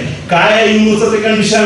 युनोची कंडिशन आहे, एखाद्या राष्ट्रातील जर 80 ते 85% जनता आम्ही एकाच धर्माचे आहोत असा घोषणापत्र करून त्या देशाचा राजकीय धर्म तो आहे अशी जर आमच्याकडे अर्ज करणार असतील तर त्याची मान्यता आम्ही देऊ. म्हणून जातीय जनगणना करत नाही, म्हणून जनगणना ओबीसीची वेगळी करत नाही. आणि आता जे कॉलम आले त्याच्यात 4च कॉलम आहेत. मागच्या वेळेचं तुम्ही पाहिलेलं असेल, मुसलमानांसाठी आहे, बौद्धांसाठी आहे, बाकी कुणासाठी नाही आहे. सगळ्यांना हिंदू म्हणून एकीकडे टाकलेलं आहे. माझ्या बांधवांनो, माझ्या हिंदू बांधवांनो, कळकळीची विनंती करतो, शिक्षणाचं वाटोळं झालं, प्रायव्हेट कंपन्या आले, प्रायव्हेट कंपन्यामुळे तुमचं आरक्षण आज नाही तर उद्या जाणार आहे. कंपनी राज स्टॅब्लिश झालेला आहे. ही सगळी बांधणी का बरं केली? आणि समाजाचं सैनिकीकरण चाललेलं आहे. आता मोठी स्टेप त्यांनी उचलली. धोका लक्षात घ्या. 2024 मध्ये सगळ्या नेत्यांना विनंती आहे, लई बुक्क्या मारा एक दुसऱ्याला, पण आपण 65% लोक या विचारधारेच्या विरोधात आहोत. 2024 मध्ये जर आपण एकत्र येऊन आपला संविधान, आपला देश वाचवला नाही तर मोठा घोट मोठ्या यादवीला या देशाला समोर जावं लागेल. आणि या यादवी भयानक असणार आहेत. कोण मरणार आहे? सत्ताधारी वर्ग कधीच मरत नाही. पाकिस्तानी आणि भारताच्या फाळणीमध्ये 7.5 करोड मुसलमानच नव्हे तर हिंदू बर्बाद झाले, उद्योग धंदे बर्बाद झाले. कुणाचं डोकं कुठं होतं, कुणाचं पाय कुठं पडलं होतं दिसत नव्हतं. कोण मेला? आम जनता मेली. तिथं मूठ भर मुसलमान ते जातीवादी, ते धर्मांध सत्तेवर बसले.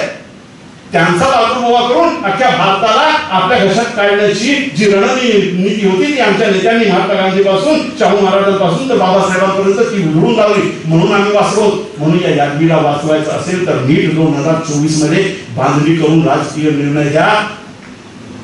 8 वर्षासाठी मिलिटरी का बरं केलं यांनी? पुष्यमित्र शुंगानं हे कार्य केलेलं होतं, केलं जात नाही.